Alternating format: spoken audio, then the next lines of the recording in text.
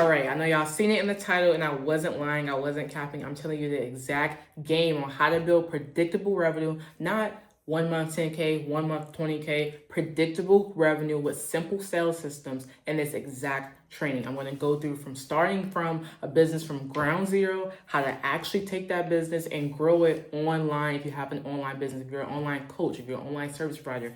This exact playbook, everything I'm about to go through right now and this training, it's probably going to be about 1 to 2 hours. We'll see, right? Because I'm going to give y'all all the game. I'm not gatekeeping anything. I'm telling y'all exactly how to get there from ground zero or from ground three, wherever you're at right now in your business. If you're making 10 to 50K a month, you are what I call an early stage founder, and you need to be watching this video. You need to lock in for the next 1 to 2 hours. And if you're above that, still lock in and watch this, because trust me, you're probably lacking some foundation, or if you're not, this video can still help you. So let's go ahead and we're about to get into it. We're not wasting any time here. Let's go ahead and get into it.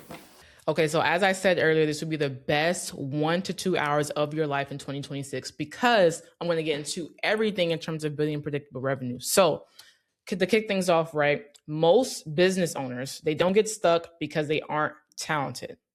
Let me just put this in perspective here. You're not stuck because you're not talented. It's obvious that God put you on this earth to spread that skill set. Either you're a service provider, either you're giving that service to other people, or to coach people on how to get better at whatever skill set that they want to get better at, or want to, use to maybe show others as well, right? You are a funnel for that. So you're not stuck because you're not talented. I'm going to tell you that. I want to make that very, very clear. There's a lot of people, they lack confidence, they lack motivation, and they're a coach or they're a service provider. You're not stuck because you're not talented. They get stuck, and you're not stuck because they're running a business with no systems. All right. Systems are key here. So a lot of people, especially creatives, they come into business thinking, I have a skill, I can charge for it, I'll just sell more. And at first that does work, but skill alone doesn't scale. Now what scales, and I know this from personal experience, trust me, I've tried a lot of different things. I know this because what scales is structure, systems, teams, processes. And without those, you're just working harder. You're not growing smarter. I know y'all have heard this before. It seemed like the same old thing, but trust me, I'm going to give y'all the game in terms of how to fix that. But yeah, what scales is simple: structure, systems, teams, processes. Without those, you're literally just working harder. So why hustle eventually breaks is at the beginning, you're doing everything, right? You're selling, your fulfillment, you're doing the fulfillment, you're doing the follow-ups, you're doing the content, you're doing the admin work, you're doing every single thing. You're not able to actually focus on what you do best at, which is coaching or providing that service, because you're literally doing everything. And you're like, okay, I'm growing, revenues coming in, right? But as I said here, but as demand grows, you're lacking that infrastructure, because maybe you just overlook that. You're like, oh, okay, I'm at 10K a month. I'm happy. I'm able to do things, I wasn't able to do before. But what you're doing here is you're not growing a real business. Just because you're generating income online, you might get 2K, 3K. You're going to run into burnout, and you're going to run into inconsistency, right? So you're not growing a real business. So in this case, they just try to sell more, work longer hours, juggle more tasks, which leads to burnout, inconsistent months. This is key right here. I know you all feel this one right here. Of course, you feel the burnout, okay, at the end of the day, but maybe you can do that. Maybe you're used to working 80-hour weeks and stuff like that, doing whatever you had to do. But these inconsistent months, I know that's killing you. So look, that drop leads, bad client results, because you're so busy juggling all these different things, you're not really focusing on the most important thing here, which is client fulfillment. And when I tell you this is the most important thing. And it's not because you're bad. It's not because, the business I'm referring to, they're bad. It's because they're scaling aggressively instead of systematically. I'm telling you, it's a complete difference. You notice why all the top producers, the top 1%, they're happy. They're happy as freak, because they're not in their business, right? They're scaling with systems. So another huge reason people plateau, right, is comfort. They'll say things like, I'm making 20K. I don't really need systems yet. But you do. This is actually where you need systems the most. Or I'm at 50K. I'm good where I'm at. Okay, but what are your profit margins? What are you really taking home, right? People talk about all the time, okay, I'm making 50K, I'm making 100K a month. But what are you taking home? Oh, I paid out my team in this amount. And, and figuring, I paid my team over freaking let's say $15,000 this month or whatever. Okay, but what are you taking home? Nobody cares about that, right? And I know you care about what actually matters. I'm gonna give it to you straight. I'm telling you right now, I'm gonna give it to you straight because I want every single mentor that I have to give it to me straight. So I'm gonna give it to you straight. But every business hits a ceiling without structure. And when that ceiling hits, one of two things happens. One of two things. Revenue stalls or burnout hits hard. And eventually it's going to be both. Now, the real gaps at 10K to 30K, which is something that I see almost every single time, your leads are inconsistent, right? So it's like, okay, 1 week you get a viral video or your ads are doing great and your leads are just coming in. And then the next week, the leads just, you're like, dang, am I doing something? No, you're not doing something. You just don't have a real system, right? Follow-up week are non-existent, meaning that you have no proper follow-up system, no proper follow-up SOP, or your follow-up system is weak. It's missing certain things that's not allowing the follow-up process to be consistent, right? You're thinking that, oh, because I did this process with one person, that's going to work with the next person, but that's not the truth. That's not reality, right? Your offer could be unclear, no ICP strategy, so you have no idea of who you're actually talking to, right? You're servicing everybody. You're not servicing one person. I know you hear this a lot, but it's so important. You can maybe get to 5K, 10K a month, right? Better than what you were doing before. Maybe you were working 8-hour shifts at McDonald's or something, or Chick-fil-A. But at the same time, if you're truly trying to scale a business, which I know if you're watching this video, you're not going to get there, right? So sloppy calls as well with no framework. You're just hopping on there. Okay, they know you. Okay, cool. They're going to buy from you, but are they going to keep buying from you? Everything authority structure starts from the very beginning, that first point of contact, which is in your marketing. But anyway, no frameworks, right? So no frameworks in terms of how things are going to get done, and no tracking system. Oh my gosh. This one right here, no tracking system. This is something that I see a lot in a lot of higher tier companies. Even when they're making 50K plus, they have no tracking system. I asked them what's their KPIs. They don't know it, right? So some people don't even have booking links. They have just things to where you literally just join something and they're charging $500. I mean, they can do that, but it's not a real business, right? No, some people don't even have landing pages. Some people don't even have qualification flows, right? It's all random DMs and let's hop on the call. Random systems are always going to equal random revenue, and you just don't want that.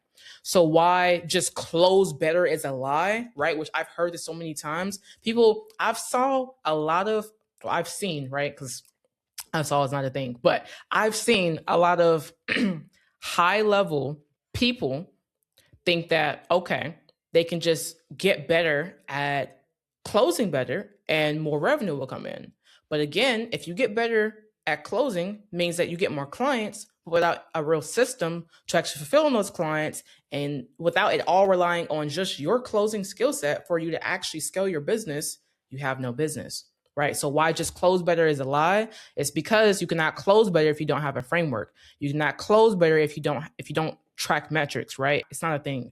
So you cannot close better if you're not auditing calls, and you cannot close better if you don't know where the leaks are, right? A script is not going to fix a broken system. Motivation won't fix missing structure, and you have to diagnose the gaps. I'm going to touch on this part really quick because I'm a woman of faith, right? And what I hear a lot of times is people say, especially people that I work with a lot, or people that I just interact with, right? They'll say things like, I'm going to leave it all up to God, right? I know you all hear people say that. This is the thing. You can leave it up to God because I do as well. But at the end of the day, I'm going to do things to make change, to actually go through that transformation. If I need to take a risk to make that happen, I'm going to do that and learn from it because I know that he's leading me down that path. You cannot just say, I'm going to leave it up to him and expect that to actually be your motivation and for it to fuel you if you're not taking those actions that he wants you to take, right? I'm not going to go into preacher mode right now, but I'm just saying, right? Don't expect change if you're not making that change yourself and solely relying, because yes, you can rely on him. You can depend on him. Yes, but he's not going to make stuff happen unless he's seeing you making steps to actually make it happen, right? If you get what I'm saying. So you have to diagnose the gaps. I'm going to tell you all what changed everything for me. What allowed me to collect over $5 million online. 5 million. This is 5 million, not 500,000, not 50,000. $5 million in 2 years. And this is not to boast myself up, but at the same time it is, but it's not to boast myself. I'm just telling you all, like, this is I know this from experience, right? 5 million in 2 years. And it wasn't just talent. Because it was partially talent, but it wasn't just talent. It was systems. I treated my business in the way that I carried myself like an operation, my day-to-day routine in my personal life, right? I get up, I do this, every single day. It doesn't change, and I optimize the routine as I went through different stages of my life or growing my business in certain ways. Right? I didn't just keep the same routine, but I kept a routine, and then I brought that to my professional life. Kept a routine, right? Weekly meetings, all these things I'm going to get into, but I kept a routine. Calendars.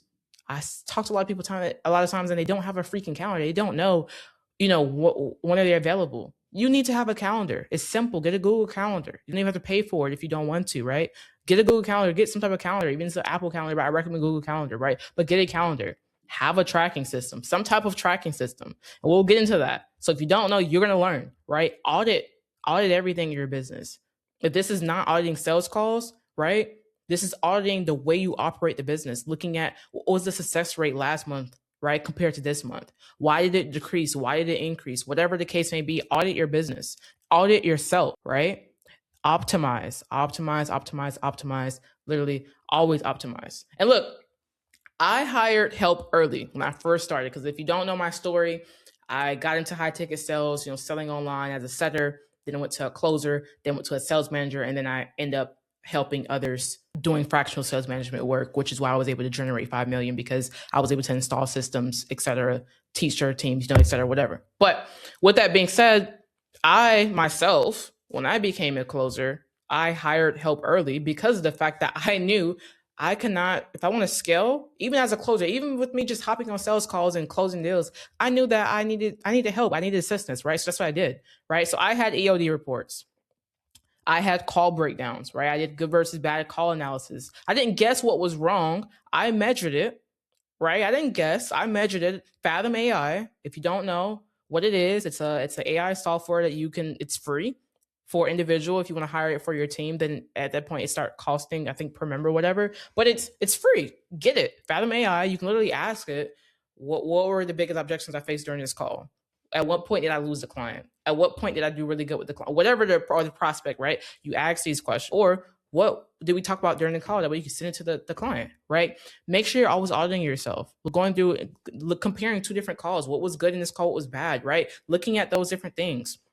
And so as a closer, that I didn't do those things. I told my virtual assistant that I paid $350 a month. And even when I was making $5K a month, I told him, hey, look, $350 a month. Yes, it was some pieces of my pie, but it was worth it because it made my day so much easier. It allowed me to scale from 5K to 10K because I didn't have to worry about the tedious tasks, right? So even when you're small, hire that VA. They're cheap. If you need to know how to hire a good VA, DM me, right? At J Bridges Skills. Just DM me, right? So look, all right. So I didn't guess what was wrong. I measured it, right? Then I fix one bottleneck at a time, and then that's how predictable revenue is built, right? So the whole point of me just getting into everything with you from the very beginning is skills will get you started. You were instilled with that skill for a reason, right? You were put on this earth for a reason. You were meant to do more, but systems is what allow you to scale. Without systems, your income will always be inconsistent and growth will always be capped, okay? So that's pretty much what I wanted to go over in this part. Let's hop into the offer. Let's hop into how are you going to have a good offer, and then what's a bad offer, right? So the truth about bad offers, right? Okay. Most bad offers fail. They fail for one simple reason. They have no clear direction. If you're running an offer and you say something like, I help people make money online, 10K to 20K a month or whatever, right? Rank their first 10K a month. But there's no direction in terms of how you do that, or there's no clarity to people about how do you do that. Why do you expect for people to trust you? Why do you expect for people to believe that you have that authority? You need to say something along the lines of, first off, a specific audience, and then from there, so it's not talking to everybody, and then from there, what's your method? How do you help them? How soon do you help them, right? Something that's enticing, so good messaging to where it actually converts. So when you try to help everybody, you help nobody. Because this is how it happens, right? You try to help everybody. Yeah, you may get your onesies and twosies and maybe even your threesies, right? But When you try to help everybody, you actually are helping nobody. First off, you're not helping yourself. You're not actually helping them because you haven't dialed in the system for a specific type of person on what exactly will help them. You haven't dialed that in yet. So you're just really creating custom things for every person. But what you really should be doing is targeting a specific group of people, helping them with a specific transformation, even if it's a service based business, you're still helping them get X, Y, and Z done, right? Same thing with coaching, but it's just more of a mentorship style. Same thing here, right? So a bad offer sounds like, I help anyone who wants to make more money. I see it all the time. I help businesses grow. How do you help them grow? What's your system? What's different about you? What's your unique selling proposition, your USP, right? I help people improve their life. I see this a lot of times with mindset life coaches. So, okay, how do you do that? What's your thing, right? That's not an offer. That is just noise. Your offer must speak to one specific audience with one specific problem, okay? Now, the audience mismatch mistake, right? Another huge mistake I see all the time is people build a following of consumers. I see this. I work with them. They build a following of consumers of a B2C audience. You're building your audience on helping the people, but then you launch a B2B offer. What are you doing? Like your content is to help the people, and I get it. I like that you helping the people, but you're launching a B2B offer. Why would business owners trust you? Your content doesn't look sophisticated. You're not going to attract that higher tier. Why do you expect to charge people or have them invest in themselves 10K plus if your business doesn't even look 10K plus, right? Like, it doesn't make sense. So you build a business audience, so you're making sophisticated content, and then you expect for you to launch a B2C product and for those consumers to just buy, be bought into your lifestyle and stuff like that. It doesn't work that way. And it's, look, I made this mistake, right? I made this mistake. This is me. I'll tell you all day, right? I tried to launch a B2C product and obviously it fumbled. I'm a B2B person. Like, I had to learn, like, you cannot do both. You need to be crystal clear. So this is the reason why you wonder why nothing converts, right? Your offer must match the audience you've already built. It has to, right? Unless you want to start from scratch somewhere else. But if you already have a mass following for all you huge creators or creators that are watching this, right? Or whatever, even you don't have a huge following, if you want to launch an offer using that following, it needs to match the vibe that you already have already. So otherwise, I say this all the time, you're selling steaks to vegetarians, right? Vegetarians don't eat meat, and meat eaters not going to eat just veggies. So, right, you're selling steaks to vegetarians. So another sign of a bad offer that I've seen a lot is no fulfillment systems. No fulfillment systems, no fulfillment systems. I don't know why this is a thing, but it's because over the years, so many people are just trying to tap into this space. I get it, right? It's money to be made here. It's the new way of purchasing products, services, whatever. It's the new route. It's the new route to entrepreneurship. I get it, right? I get it. But if you haven't went through YouTube University enough, if you haven't got a proper coach or mentor, if you haven't done the proper things to have proper fulfillment systems, it's not going to work, right? So what I see a lot of times is just some videos, it's just some calls, it's just maybe a few templates. Or the worst thing that I actually personally see that infuriates me, because I personally paid for this and it actually pissed me off. I'm not going to say the person's name, I paid $15,000 to an individual, huge following. Only thing I got, I didn't even get any course videos. I got one call a week. Got a few templates on how to do this, how to set up my landing page, whatever. One call a week, and I was promised it was one-on-one. It was group. It was a group coaching session. What the world is that, right?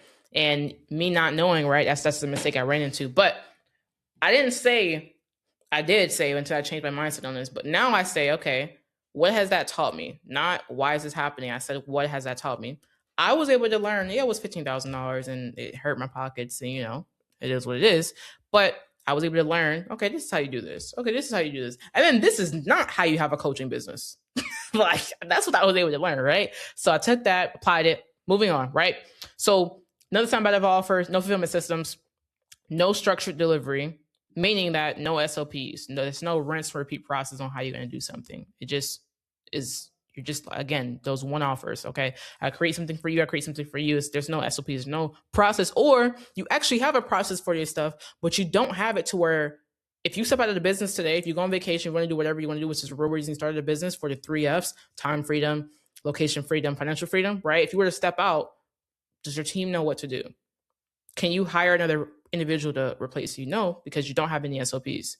I just helped a client with this. Actually, they knew exactly the process, but they had no SOPs for them to actually remove themselves for the business to scale the business, right? Without this, you have no structured delivery, and a lot of times it's going to require you to actually babysit and oversee, which is not what you signed up to be an entrepreneur, to do, right? So you're going to have to oversee that. And then no workflows, no automations, doing everything manual, which sucks. Telling you, yes, it may be a pain to learn these things, or maybe you want to hire. Again, those VAs come in handy. I'm telling you, like, use them.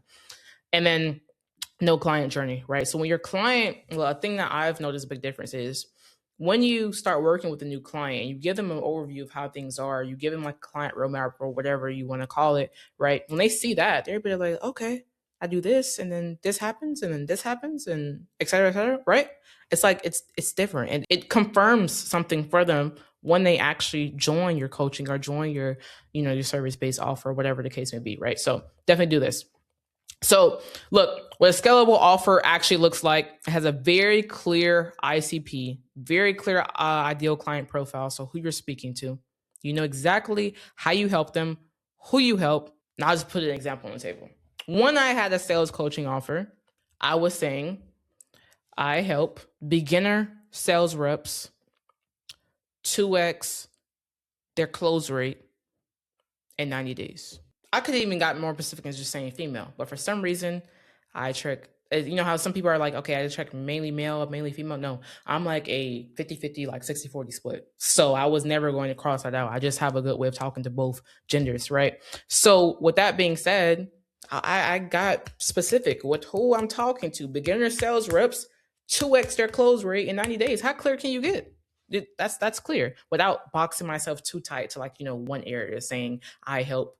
I could have even switched and said I help B2B sales reps if I wanted to, right? But instead of getting so specific and saying I help beginner sales reps who are on a e-com offer, like, without getting too specific. You don't want to do that, but you want to get specific as well. So very clear ICP. A scalable offer has consistent service delivery. A scalable offer has documented systems, fulfillment that can run without you, a growth plan for hiring setters, closers, support, meaning that they know exactly when to hire a setter, closers, support, which I'm going to show you exactly when as well if you keep watching. If you're getting tired, if you're getting sleepy, wake up, right? Wake up, stretch. I don't know what you got to do, but you got to do something, because you got to lock in, right? I'm locking in. I'm with y'all, right? I'm going through stuff to where I got to drink water. And look, I don't even drink purified water. I don't drink purified water. So don't get at me. I don't drink purified water. I drink spring water, but it's what the house has today. So that's what we're doing. I went to Sam's. They didn't have any freaking purified, spring water. So that's what we're doing. But look, you can multiply it when it comes to a scalable offer, not babysit it. That's what scalable offer looks like. It literally looks like you can just hire another you. Like, literally, that's what a scalable offer looks like. Now, not necessarily with coaching, right? But with service businesses, for sure, you can just hire another you. And then for the coaching business, you can just hire more team members, but you have the systems already. You have the proper teams for it. You know exactly when you need to bring in another person or another sales rep, another fulfillment lead, or whatever the case may be. You know these things, right? You can multiply the business. It's easy. It flows. And when you run into bottlenecks, you know how to handle it. You're not stressing. You're like, okay, cool. I got it. I know what to do next. I know how to handle this because I've already dealt with it. And if it's a new obstacle, you track that, you write that down, whether it's a notepad really quick on how you're dealing with that situation, how you're handling it, and you put it in SOP, right? This is what happens when this happens. A whole manual. You need it. Literally. Online business is not different from, I know for all you people that worked in a restaurant, how they had I believe it was the same thing, a SOP. I think standard operational procedures. I believe it was the same thing, right? They had a whole manual handbook on these things of what to do when this happens. Same thing with your business. It's just because it's not a local business or whatever, you still need to apply the same principles, okay? Same principles. So the ICP problem that most people mess up, ICP is like in two ways, as I said earlier, right? They try to help too many people, or they niche so small that they choke. Like, they choke growth. Like, you're holding it, like you're literally constraining yourself to 10K a month, to even 5K a month, which is crazy, to 20K. Like you're not allowing yourself, or you just get way too comfortable, right? You get way too comfortable. So the goal here is clarity, not restriction, right? So as I said earlier, I gave a few examples on this, right? So what this is going to do when you actually speak to a specific ICP, you're speaking to a real market with real pain.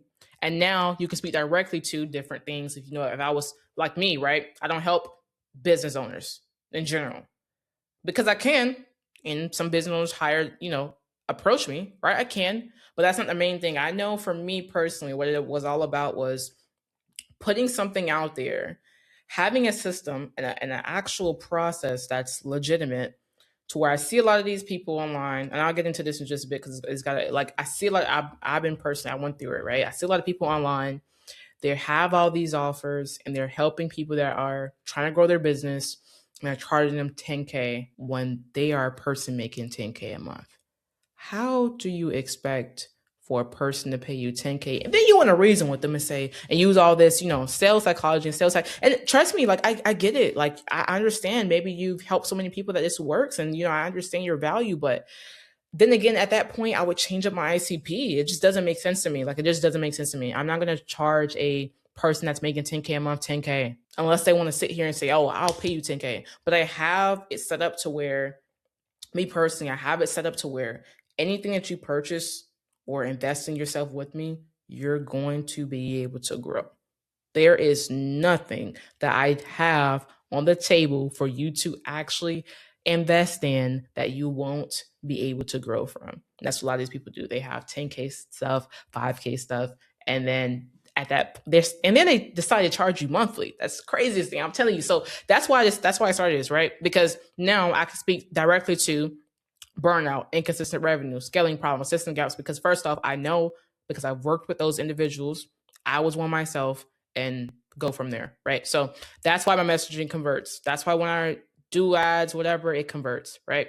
So how I refine offers that do convert is, first off, the ICP has to be super dialed in, like completely.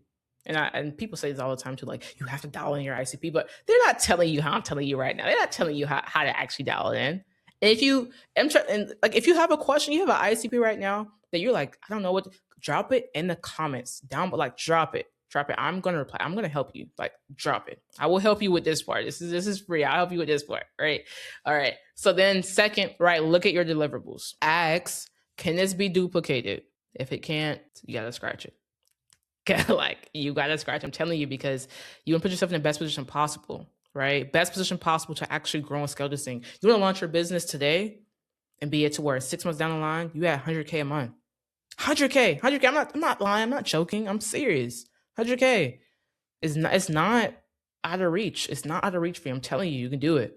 And you will do it, right? Can a team execute this without me? So if you go, Myron Golden, he just talked about in one of his recent podcasts, went on a freaking vacation with his wife for like, I think he said maybe a month or 2. I don't know what he said. I forgot, right? But he left and his team was running. Yeah, they probably wasn't making as much as they would have. I mean, that's for every business, but they were still making mass profit margins, mass revenue, right? And then the last one is, can it scale from 10 clients to 100 plus? Can it actually scale, or are you just always going to be constrained on 10 people?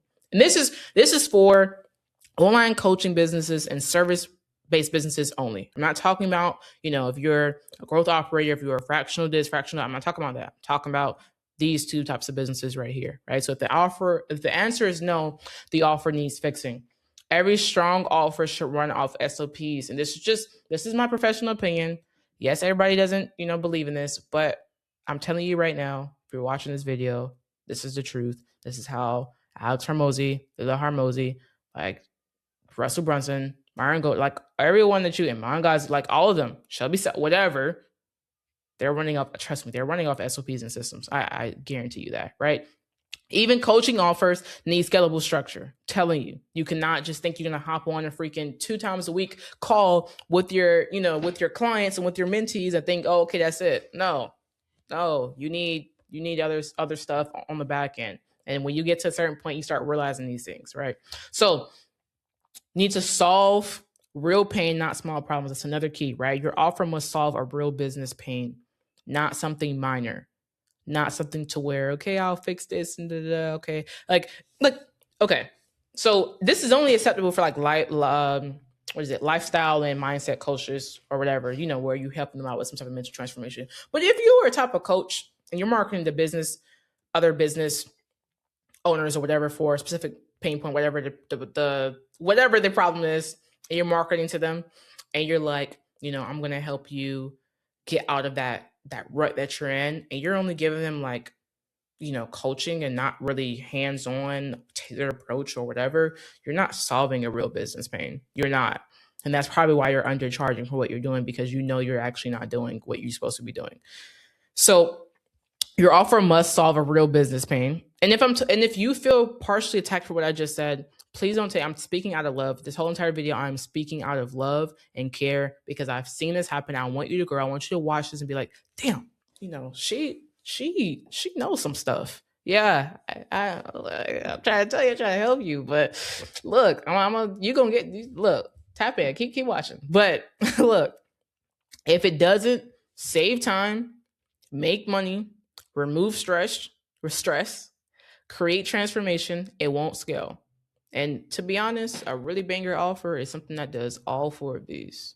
If you do all four of these, which is what my offer does, but if you do all four of these, you got it. You got it in the bag. There's no doubt about it. I have no doubt that your business will succeed with the proper systems. So signs your offer isn't positioned right. The biggest red flags: low or no closes, right? So you're not really closing deals. Inconsistent book calls. People don't resonate with the messaging. Feast or famine weeks. This is how I pronounce it. Don't get at me. But it's basically saying just low weeks, low performing weeks, or inconsistent weeks, right? Heavy convincing on calls. If you're talking to a prospect and you're like, yeah, I understand, you're doing the whole like reassure, reframe thing. You're like, yeah, I understand, but this can help you with this isn't like, and you're convincing, you're not explaining your offer, but you're convincing.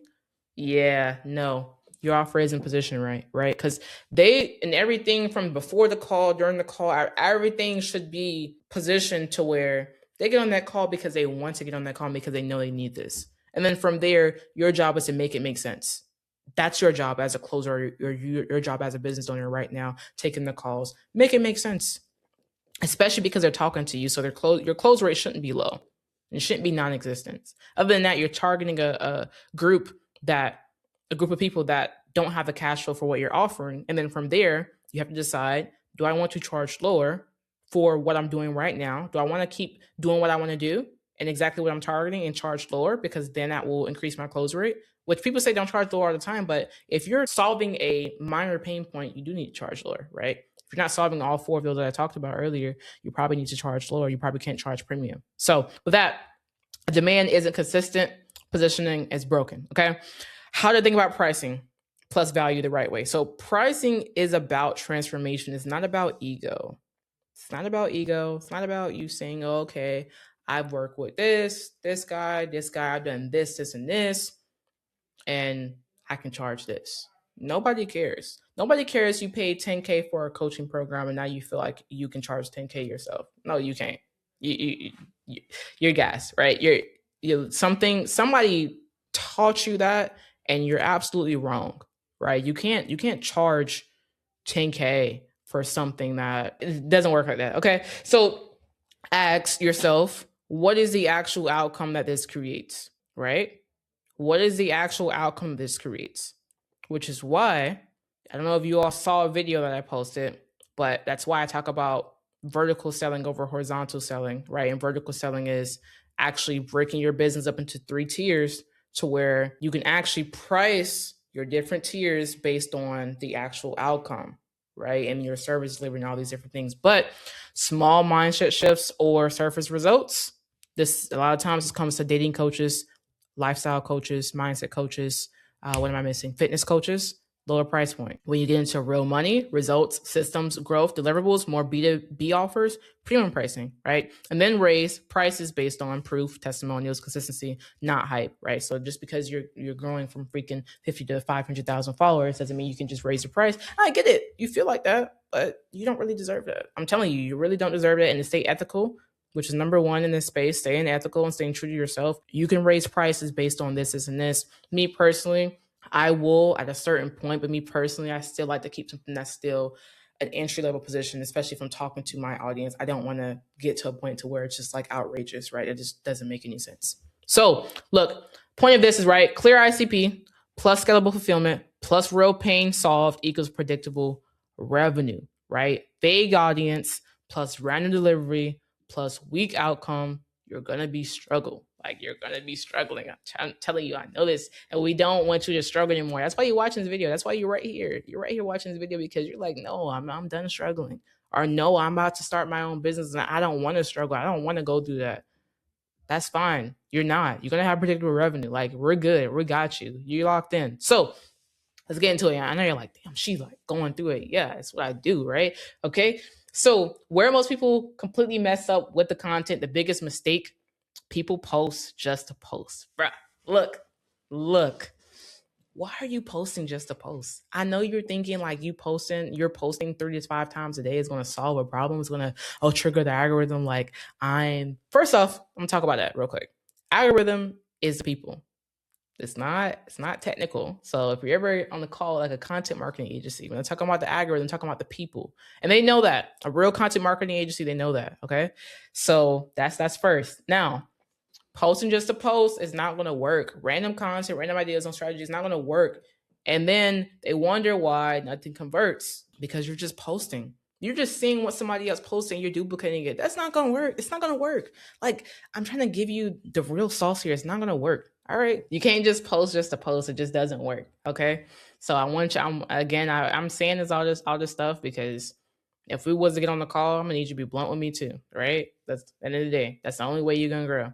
You know that. So look, anyway, first, your content must match your offer type. So getting into this, as I said earlier, right, there's two completely different content strategies that you have online, right? You have B2C offers and you have B2B offers. So if you have a B2C offer, you're helping, say, 9-to-5ers skip your 9 to 5 with whatever your business model is, whether it's digital marketing, whatever the case may be, right? You're helping them out. That's a very much transformational journey. You want to have, or let's put it easy to where you can understand. Shelby is a great example of this. Shelby Sapp, right? She has the offer. Great. I love her, actually. Yeah, like that girl, she knows her stuff. But she has that offer.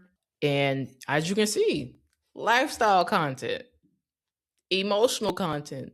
Oh, this is what I went through, sorority girl, like whatever. Story-based content. This is my story, blah, blah, blah, blah, like all this stuff. Transformation content. I was here, now I'm here. Like, and credit repair business funny guys, they do this all the time too. Like freaking gurus do this all the time. Like, come on. It's a B2C offer, right? Iman Ghazi, he was doing this, at one point. But all of these B2C offers, if you have a B2C offer and you're marketing towards consumer, right? You need to have these types of content, lifestyle driven, emotional, story based transformation content, stuff like that, right? And as I said earlier, examples, fitness, mindset, confidence, life change, right? Showing them maybe a specific skill set. So what you're showing here is you're showing your journey. People care about it, so they want to connect with you. I'm telling you, right? The lifestyle, the before and after, the emotional wins, and showing them the downside of that too.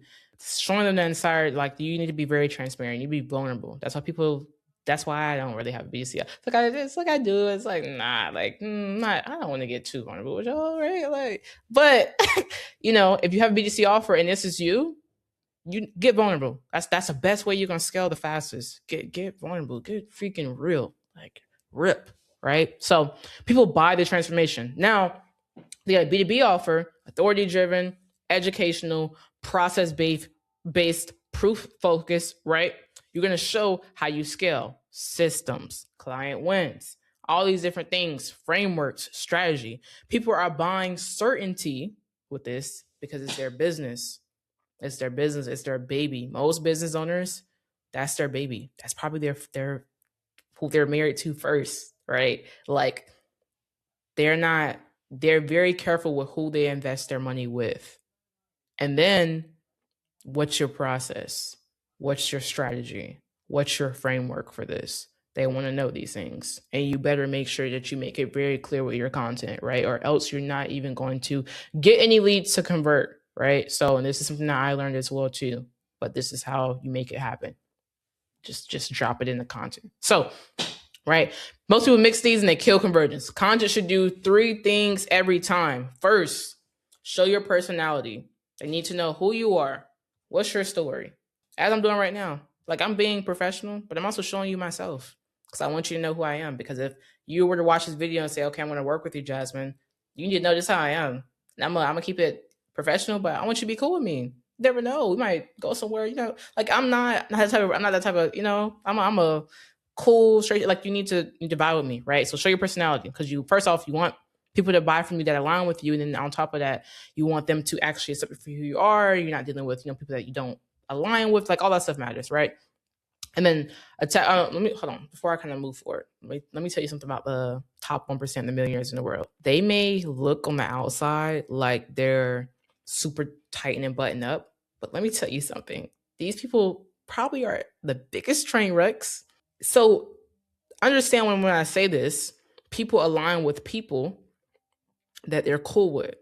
Okay? So you can look that way and be perceived to be that way, but behind the scenes, you're going to always bond with who you're cool with, which is why I said show your personality, whether it's B2C, whether it's B2B, because you'll be surprised, right? So understand that you don't have to be so buttoned up. Be yourself. That's my point of saying that without saying too much. All right.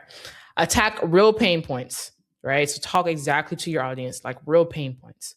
Like, I'm not going to just talk about, okay, this is how you grow a business by doing this, and this. No, I'm going to look, what are you actually facing? Okay, you're actually facing not having proper systems. Okay, you're actually facing burnout. Okay, how to actually get away from burnout. How to get away from working 12-hour days, right? How to actually do that. This is what you do. How to actually get from 10K to 20K. Like, how do you do that, right? With a specific type of business. How do you do that, right? And then solve actual problems, not just here's what I do. But here's what you're struggling with and how to fix it. Giving free game. Let people apply it. I know this one sucks. Trust me, it sucks with me giving. I'm like, dang, this is $10,000 worth right here. But look, give the free game because that's the world we're in today. People want to make sure that they can trust you, that you actually who you say you are. And I've always been that, but I'm like, this is how the world works, right? Give free game, let people apply it. And then from there, it's like, oh, okay, cool. And that's what builds trust. So be unique. Everyone talks about pain. Very few talk about it in a new way. This is how I did it. I talked about pain, but I talked about my method, the soft close method, because my method requires you to, it's one of the easiest way to actually make sales because you have systems, you have a process for stuff. And I'm not just throwing stuff at the wall and hoping it stick, right? I know this process works, but it's a whole completely different game because you're not relying on all these different sales tactics. All you gotta do is just apply the freaking principle, apply the blueprint, and you're good, right? And you're good. You don't have to do all this overselling, struggling with all these different things because it's a whole different way. It's a whole different method. It's a whole different method. And that's why every time I hop on with working with a different business or collabing with them, they're like, dang, like she's actually, different. Like, I'm surprised. Every time I talk to somebody, I'm telling you, they were like, oh, okay, like this is different, right? But this is what I'm saying with you, be different, be unique in some type of way. Some type of way you need to be different. Tell you as well as this guy, I'm not even gonna talk about it, but just be different. Whatever niche you're in, you look around, you're like, okay, what can I do different? Even if it's something like how I did. I just said soft close because everybody talks about how soft closing doesn't work, but it's because y'all don't know how to do it. Y'all don't know how to have that authority in that frame and still soft close somebody. That's why people say it doesn't work, but it works. I'm telling you. So you just got to use it in the right way. Don't soft close and speak timid. No, but you have to use soft closing techniques and frameworks. But look, be different. Whatever your niche is, be unique, be different. Mess around with ChatGPT, mess around with it. See, how can I be unique? Play around with different ideas and then stick to that. To have confidence in that. Your edge is your experience. It's your experience. It's what you went through and what has worked for you. So think about that too. What has worked for me and how do I apply that into something? Maybe I attach a name on it, or maybe I just tell people that like, this is my process and this is how I help you. Maybe you do it way faster than what everybody else is doing. Everyone has a coaching business and their user results is 90 days for a transformation. But if you're that person that has the same result, but it's in 30 days, you're different. You're different. Telling you different, right? So your frameworks, your systems, your perspective, that's what makes people stop scrolling, okay? What content actually converts? High converting content is a mixture of value-based education, authority framework. So this is going to be, different types of content that actually position you as an authority, actually position you that you know what you're talking about and giving real value. Proof and testimonials, you need that. You need that, right? And even if you don't have all these other testimonials, make yourself that testimonial. When I first started, that was just me. I kept saying like, hey, I do this, hey, I do that. Yeah, you may have to work a little harder. Or what you can do to fast track this is make an ad or let the people know that's following you. Hey, I'm doing this for the first 5 people for free. Boom. You get some testimonials and then you make real case studies from it. Like make some case studies, some longer videos. Okay. And then pain point breakdowns in your videos talking about specific pain points, specific problems, get into nitty gritty, right? But here's what most people miss: your stories. People don't know about this. I'm telling you, you're posting good, but you're not nurturing your audience through your stories. You're not selling through your stories. You're just relying on your posts to generate leads, but you're not doing enough story nurturing. And I know this, because it's something I was lacking on. And when I started, for some reason, I started getting more money because stories do nurture. Stories nurture because most of the time, I'll tell you too, most people watch stories before they even see your posts, right? Which is why you should be posting your post when you post it on your story. People get 100,000 followers plus and they stop posting their post on the story. Not me. I don't care. I'm still gonna post on my story when I make a post, right? Stories build belief. Stories move people into buyer mode. It really does, because you can start talking about things like, okay, your story.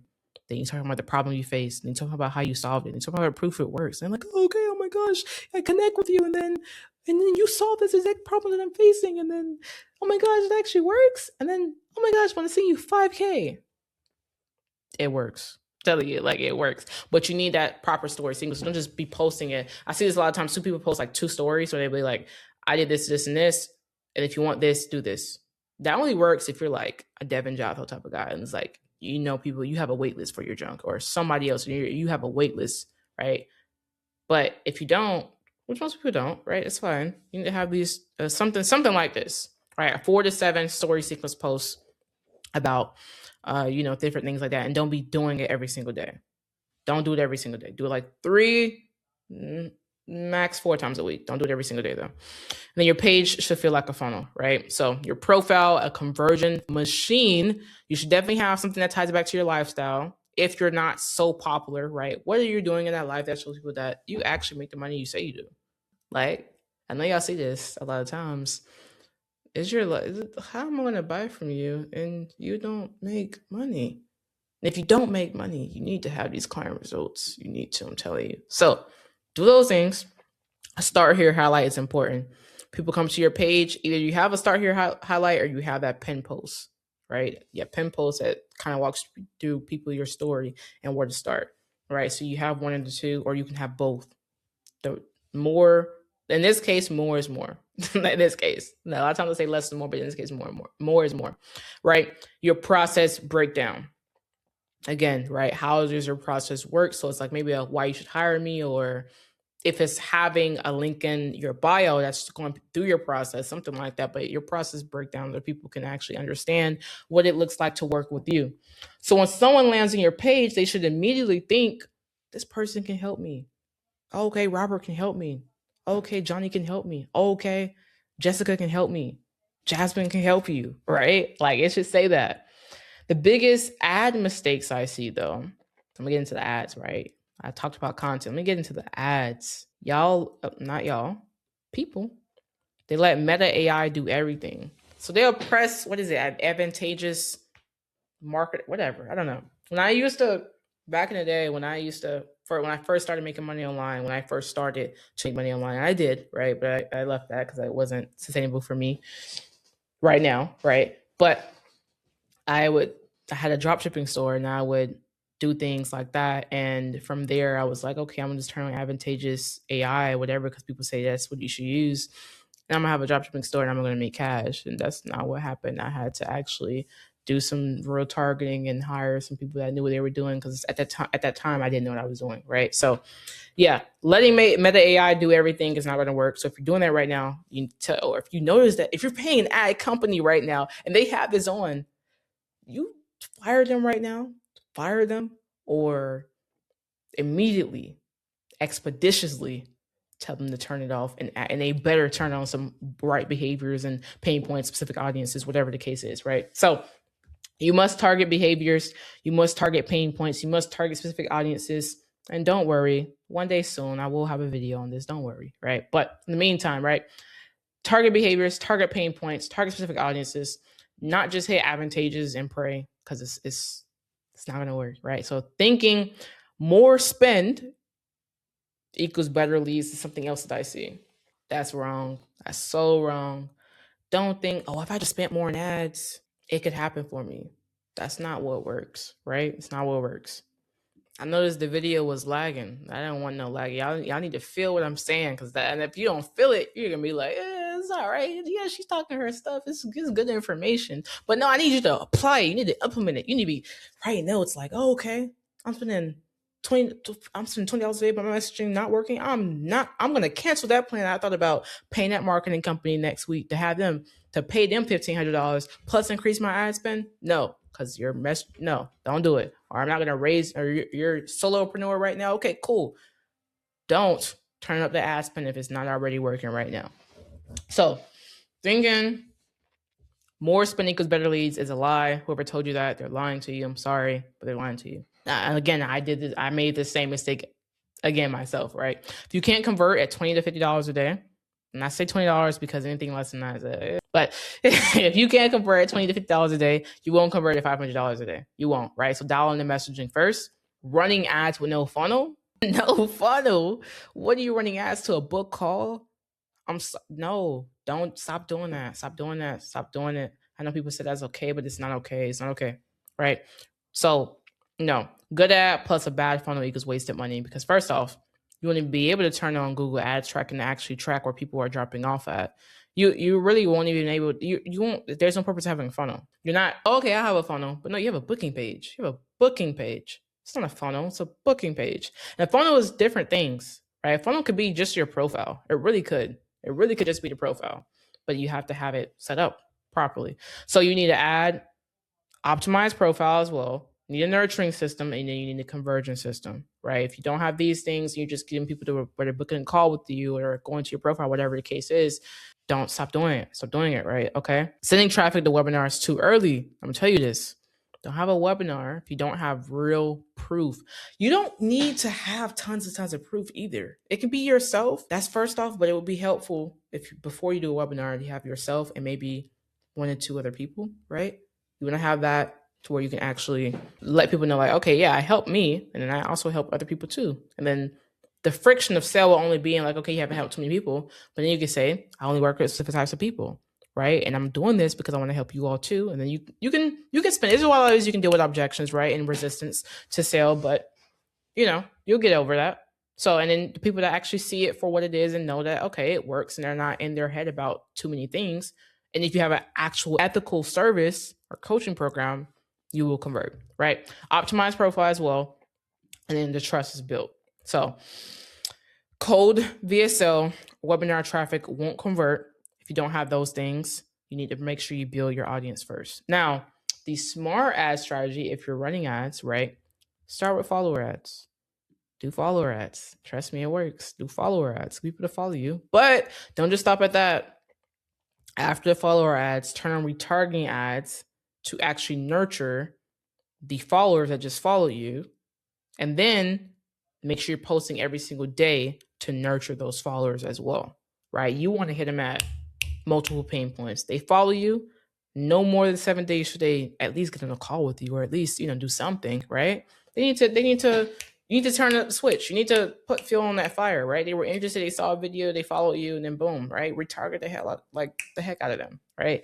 And then after that, once your page converts, then you scale. Then you have the VSLs, the video sales letters. If you guys don't know, this is a video. Put it on the landing page, and then you have like a headliner, sub headliner, and then you have like user opt-in, application, all these different things. Look up VSL, you can look it up, right? Masterclasses, webinars, that's when you can scale all this stuff. So how I personally created consistent lead flow, right? And this is the system that I personally use. And I always like to get on this because it's like, okay, you're telling me how to do this, but what works for you, right? So I studied real pain points. I did this through audits, through calls, through free value. I literally made an ad one day that said, I believe the ad was like, I will give you free value or whatever for a specific type of business though that I was talking to, and I'll just give you an audit of your business if you tell me, what you're struggling with, right? And that's exactly what the exchange was. From there, I was able to collect actual pain points. Or you can make a post. You can post in your story, right? What's something y'all struggling out with right now? I see this all the time. I see this all the time when people actually talking about that stuff. So do that. And then on calls, right? Sales calls that you have, you're using Fathom AI because it's free. So with Fathom AI, you ask it, what were the main pain points that the client said early in the call or whatever, or throughout the call? Boom. You got it. Make content about it. There you go. Right. Number 2, I built content plus ads around real problems where I wasn't just speaking just to speak. I built around real problems. I optimized my profile for conversions where people came to my profile. They said, oh, okay, she looks professional. Oh, okay, she looks like she knows what she's doing. Oh, okay, let me just actually make it make sense. My highlights are set up properly. I have lifestyle. I have what I've personally done, right? And I walk through the whole process. I have a conversion system for that. I have a profile funnel. And then I install backend systems, setters, VAs, CRM pipelines, KPI tracking, all these systems I want to get into in just a bit. But I installed backend systems. I'm a systems girly all day and every day, right? I don't know if you all know this, but I served 6 years in the military army. So I'm very structured, very much like, yeah. So anyway, right? Number 5, weekly gap fixing plus optimization. Every Saturday, I have a block out of hours called weekly audits on my calendar. And from there, I'm literally auditing my business, auditing my content, auditing everything, going through auditing the team, auditing everything, because what can we fix? What can we optimize? People, I watched in the video last week and it made so much more sense to me, but it's something I always believed in. If you feel satisfied, you're not doing enough, right? We didn't get to the entrepreneurship business just to be, okay, we're going to make this cash. Maybe you did, right? But you're going to cap yourself at a certain point, right? So always optimize yourself, always improve, right? Number 6, high level service delivery. I'm going to tell you this right now. If you're not, companies and business owners that I see online, they're generating sales. Yeah. If you check that Trustpilot, if you check whatever you check, Google Business, whatever, right? You'll see some stuff. It's going to impact your business. It's going to drive away high intent buyers. So high level service delivery every single time is the most important thing. You can have 1 to 3 clients and upsell them or have them on some type of MRR structure. And that is something that you can actually predict that you're going to receive every single month. I'm telling you from the very beginning, right? Focus on that. From the very beginning, high level service delivery, high level, not mid. No, if you put yourself in the other person's shoes, right, not just charging $5,000 because you can, high level service delivery. Consistency always comes from systems plus data plus execution. This is you. This is the systems. Data is what you're going to look at to improve it, and then you need to implement it and then improve. Not motivation. Not because I hype myself up today and I'm going to do whatever. No. It's not that. It's not just that, right? So views don't scale businesses, right? This is again, right? If you get a video and you're getting 6.7 million views on it and it went viral, but you had no systems to actually, first off, you just made the video just to make it. Maybe it was unrelated to what you actually do, right? So you got the views, but no one followed you. No one actually converted to a client, right? And then maybe you didn't have a system to actually capture those leads when you made the post. So you just got a viral video for no reason, quote unquote, right? So system scale businesses, right? Content builds trust, ads create value, and funnels convert. Okay, that's pretty much that's the content and the ads, right? That's I don't know what I just went through. I don't know, like that's content and like look, I'm telling you, content. Look, that's all I gotta say, right? So sales system, what a real sales system actually is. A sales system isn't just sales calls. Oh, okay, yeah, I got a sales system. I'm getting on sales calls. I got a script. Anybody that's still telling you use a script, yeah, but don't train these closers on a script. Train them on a framework, right? I'll get into that, but on a framework. So a sales system isn't just sales calls, it's the entire revenue operating engine, right? A real system tracking, tech stack, SOPs, team structure, optimization. And then why I say this is because tracking your EOD reports, things like that, your tech stack, what are you using for your CRM, for your team communication? Slack, is it closed CRM, is it GHL, whatever the case, SOPs, your pre-call SP, your post-call SP, your off-call SP, all these different SOPs that you need to have, right? Team structure, how many setters do you have, how many closes, when do you even need a closer? Optimization, okay, from here, I'm making 50K a month. Okay, now let me just add on my first closer or whatever, right? It's not vibes, not motivation, data plus process. The foundation that's non-negotiable. This is a non-negotiable.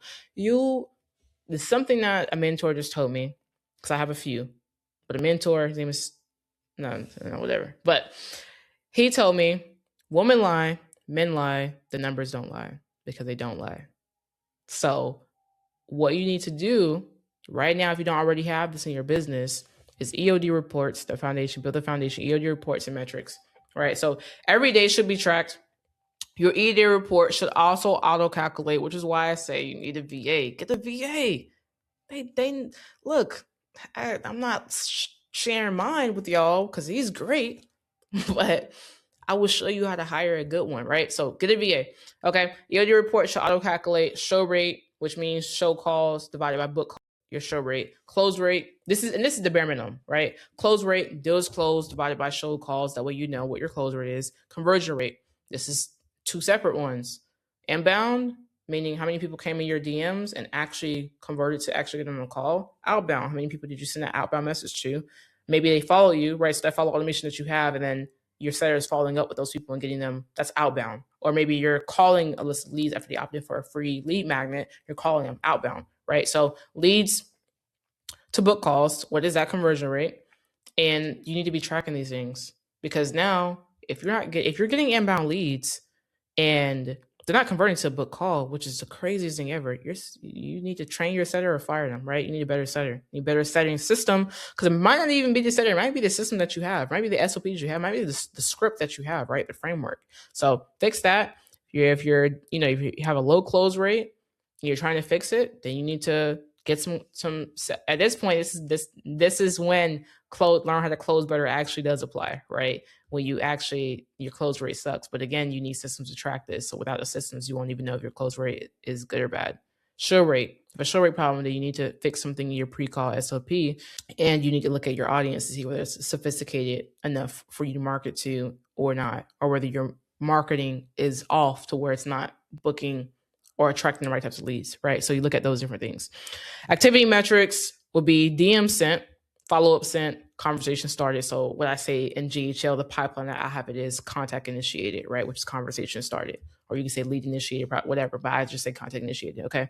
So different things like that. Then daily feedback. What challenges did you face today? A question that I like to ask is on a scale of 1 to 10.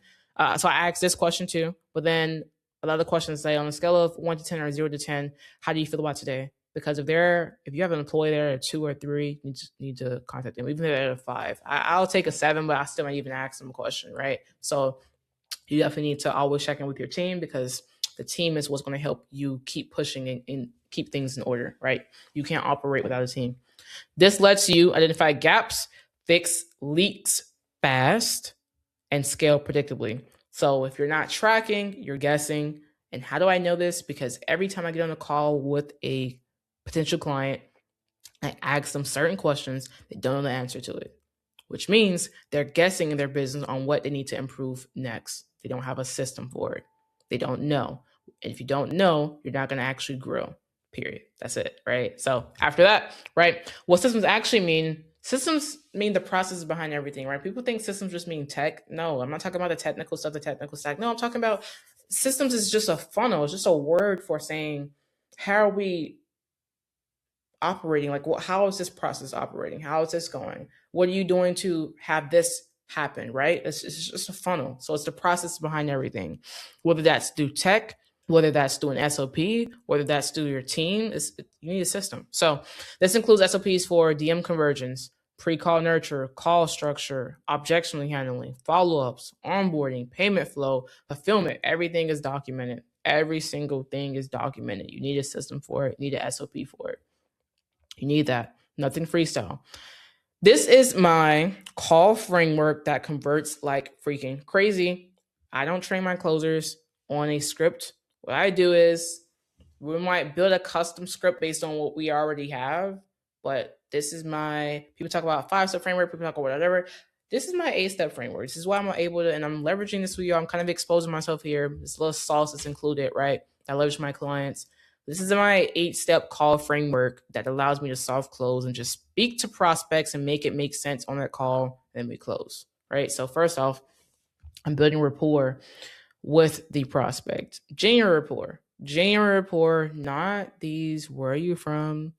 Because if I'm being very transparent, first off, I might not even know the area because I'm not really geographically diverse, like in terms of like the states and stuff. Right? I travel out the country a lot. So yeah, anyway. And then from there, do I really care where you're from? No. And you know I don't care where you're from. Unless you're a B2C, right? And that may work, but I don't even ask those questions with B2C prospects. Deep discovery. You need to actually, really figure out what's going on here. Not touching on little points and then skipping past it. Like figure out what's the actual problem. Then you go into the alignment check. Okay, so if we went over and explained if I went over and I dived into and I showed you how our system and our process works, at the end of this call, would you be able to move forward? Something like that around the line, or would you think this, or would it make sense to actually talk about next steps, right? Something like that. That's an alignment check. That's you asking them, first off, you're low-key asking them, do you have the means to invest? Like that's the nicest way to say it. But say it in the way I just went over the alignment check. And then it's also asking them, are they actually serious? Like, if you have the money, why aren't you going to invest? What's going on? Then you're actually pre-handling objections. So the whole, oh yeah, but I didn't talk to my wife. Okay, you kind of pre-handle that, but you won't be able to handle it actually until later on, like a wife objection. But this is why I also am very clear, and calls, don't get on a call with me. And you can make this very clear to your clients too.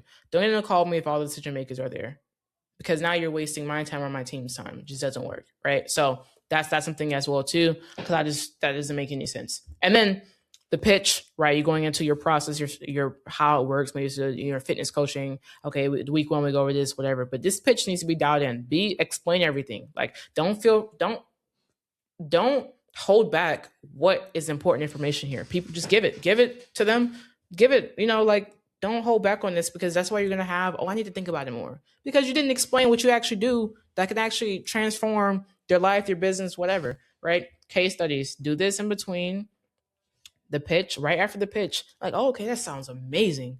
That sounds like something I actually want. Then it's like, okay, now I'm going to show you how I helped other people do this.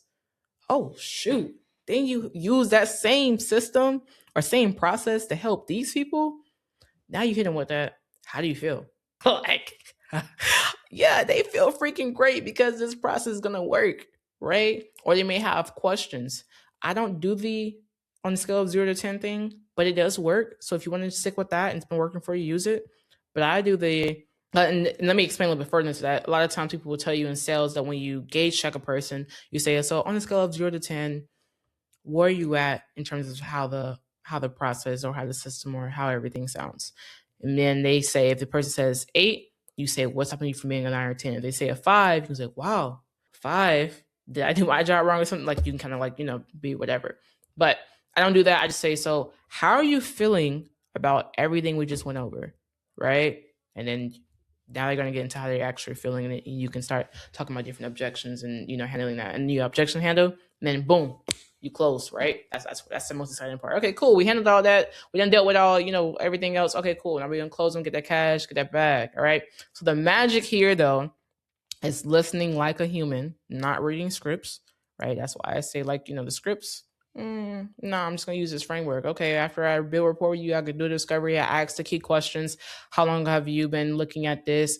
And then, okay, why now? Have you worked with anyone before to do this? Just digging into the discovery, right? Asking those key questions. And then from there, you will notice once you start using this framework plus connection is going to equal convergence every single time. That's the whole premise of the soft close too. Like using a solid framework or part of it, right? Using solid framework plus the connection is going to lead to convergence. So, right? Let's hop into the call auditing, right? And improvement systems. How you need to audit your calls as a real operator, right? And this is when you're in the beginning stages, auditing yourself. I'm taking a stretch break right now, right? I'll tell you, like, I'm going to be myself here, right? So I'm going to stretch a little bit, move around a little bit because I've been locked in here for like, I think an hour and some change now. But look, when you audit your calls and you want to improve, the systems that you have, everything around, because again, you should always be doing that. You should always be reviewing calls. So tools like Fathom AI, I told y'all earlier how to use that, right? Objection tracking tools. And when I say objection tracking tools, Fathom AI, Garrett Campbell, I believe his name is, he came with this thing called Objectionly, which can, help you figure out what to say next. I think it's Objectionly or something else, but what to say next on a sales call, which helps, but you don't want your team using it. You probably want to use it for sales training purposes, but not an actual conversation. You don't want to do that. I'm telling you, you don't want to do that. So, but it is good for sales training purposes. Okay, it lets you improve your scripts, your framework, and your script, right?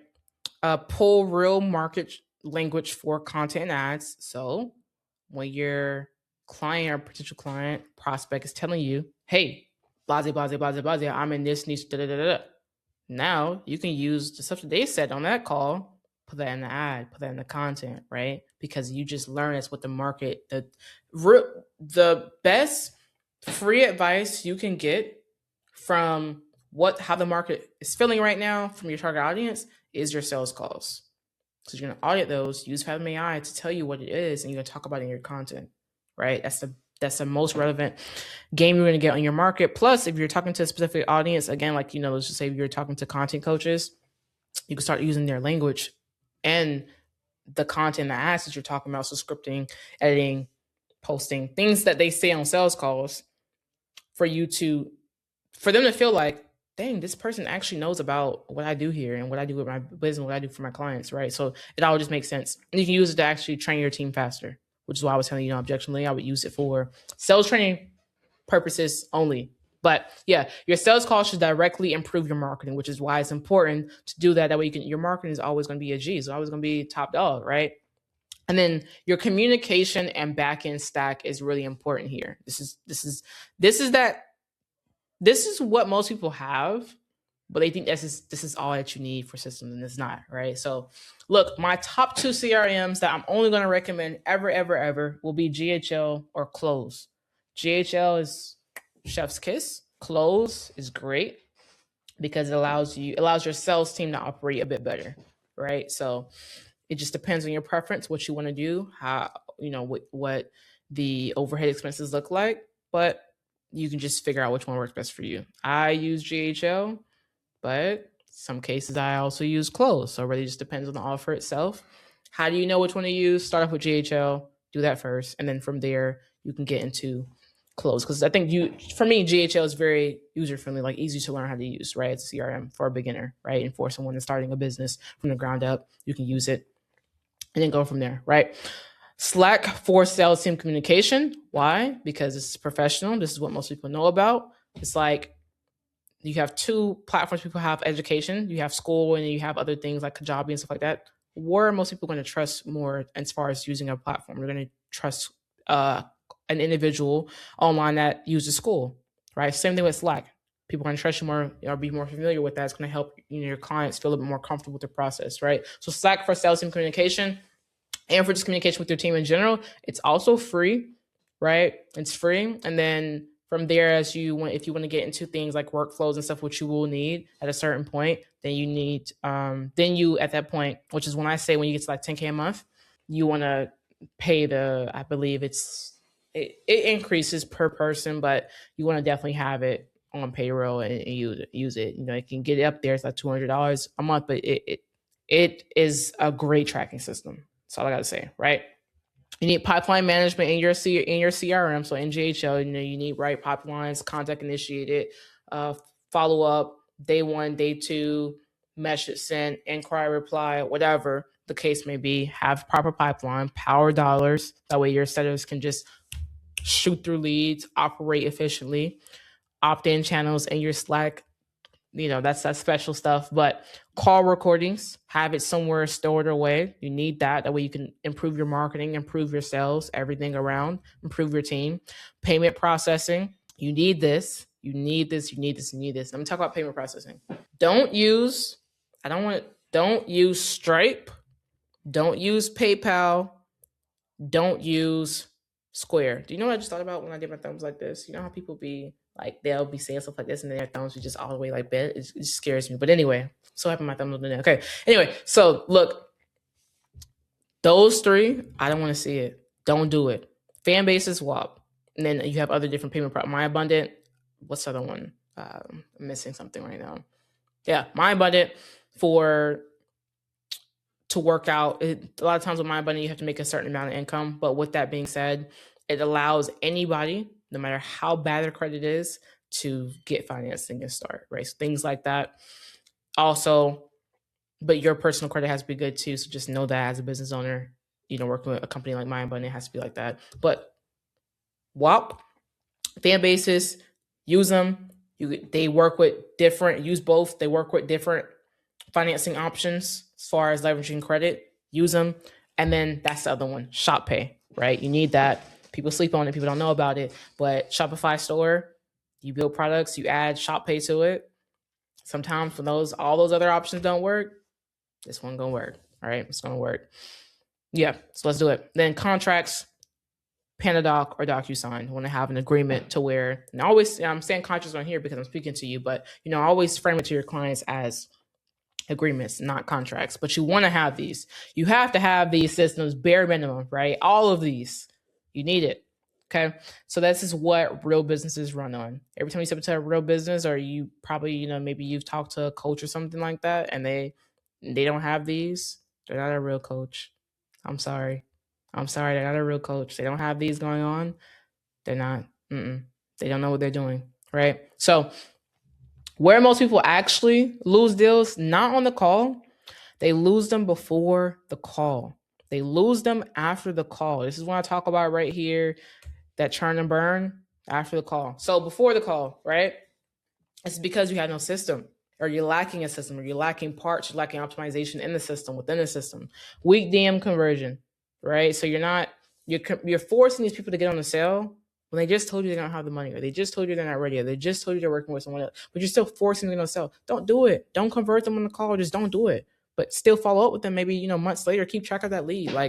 But don't do it. Or you just don't have a good setting SOP in place to actually convert leads properly. So you're not converting them, right? No nurturing process. You are posting a bunch of ads, and you may have, you may be getting leads, but if you don't have good content, you don't have a good automation system in place to where when they book a call with you, they're getting nurturing content throughout that journey from book call to actual getting on the call.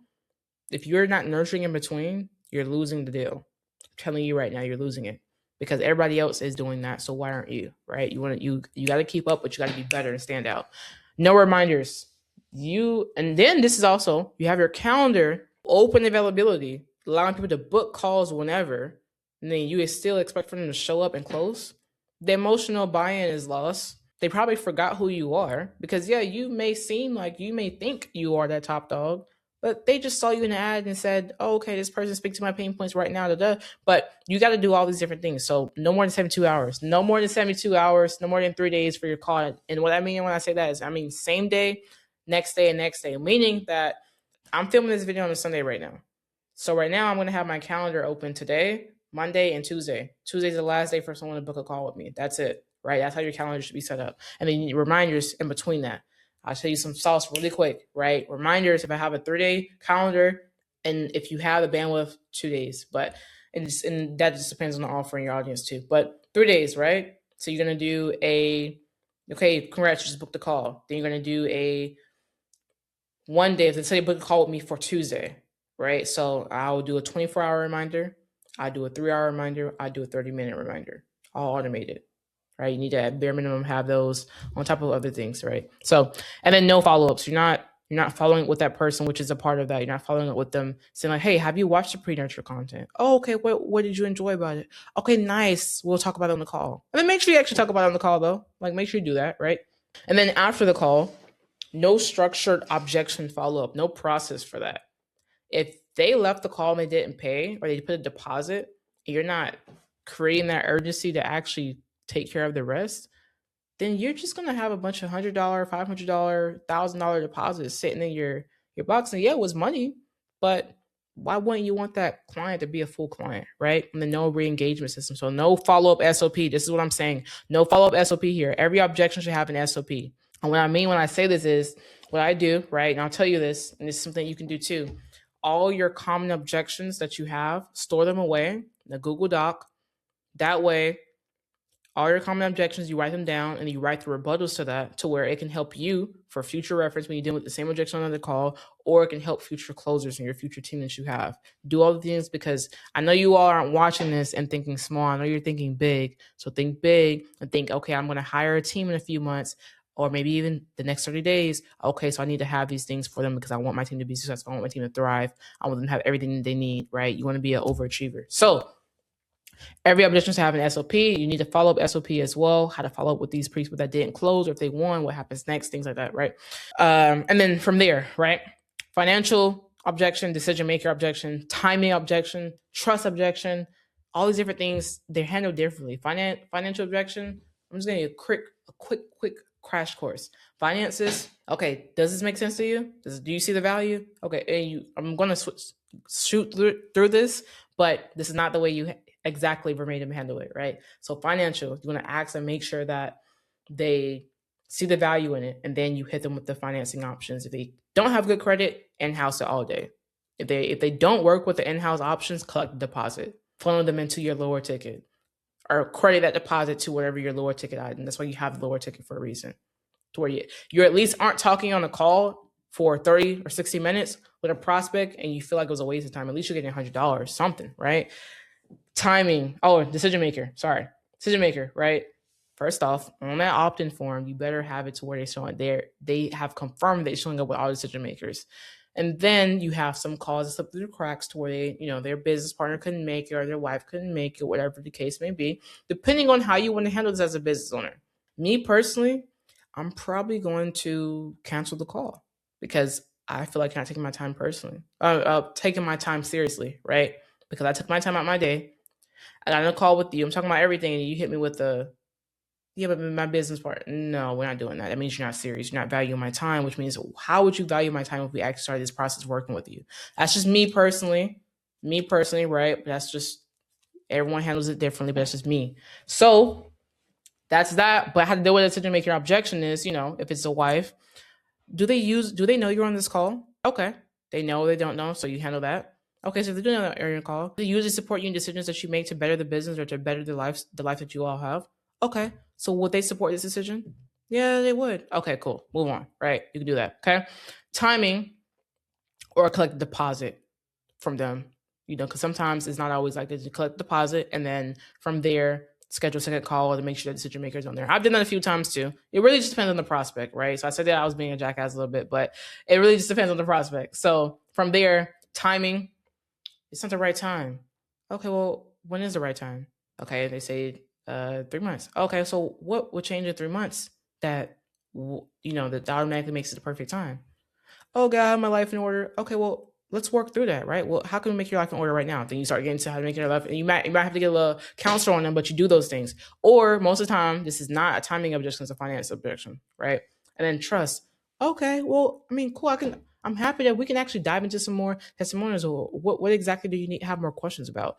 Handle it, right? Handle the objections. An objection is just a question. It's not. It's just a little pushback, but you need to get them there, right? You can do that, make it so much easier if you use a solid pre-call SOP. How follow-ups should really work. I'm going to tell you these things. I'm going to tell you this right now. Don't schedule a follow-up call with somebody that's saying, I need 30 days. Don't put it on your calendar. Tell you that right now. I'm going to beat you up, fight you to the screen. I'm going to spam your Instagram posts. If I see you doing this, don't schedule it 30 days out. Don't do it. They're not going to show up. They probably won't have the money. If they're serious, they'll hit you back up. Trust me, they will. Right? So golden rules, I have 2.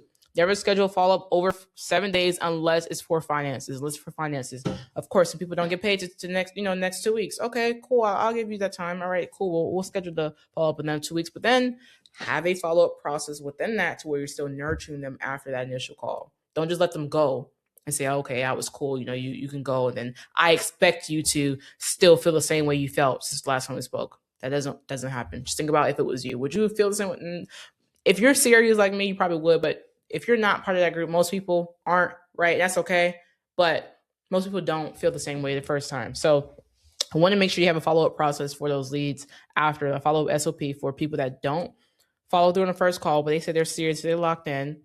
Max 14 days only for financial reasons. If it's anything else, if it's decision maker, whatever the case is, it's 7 days max. And then having a follow-up process for that as well. Anything longer, they're not serious. Trust me, they're not. Don't waste your time. People will tell you, they say, oh, yeah, I'm so serious. No, if they're serious, they're going to text you, right? They'll see your content. They still follow you. And what I would say also for this, if it's anything over this, if you have something free, send them that, nurture them more, make sure that they follow you. If you have a free community, make sure you're in a free community, right? And you go from there.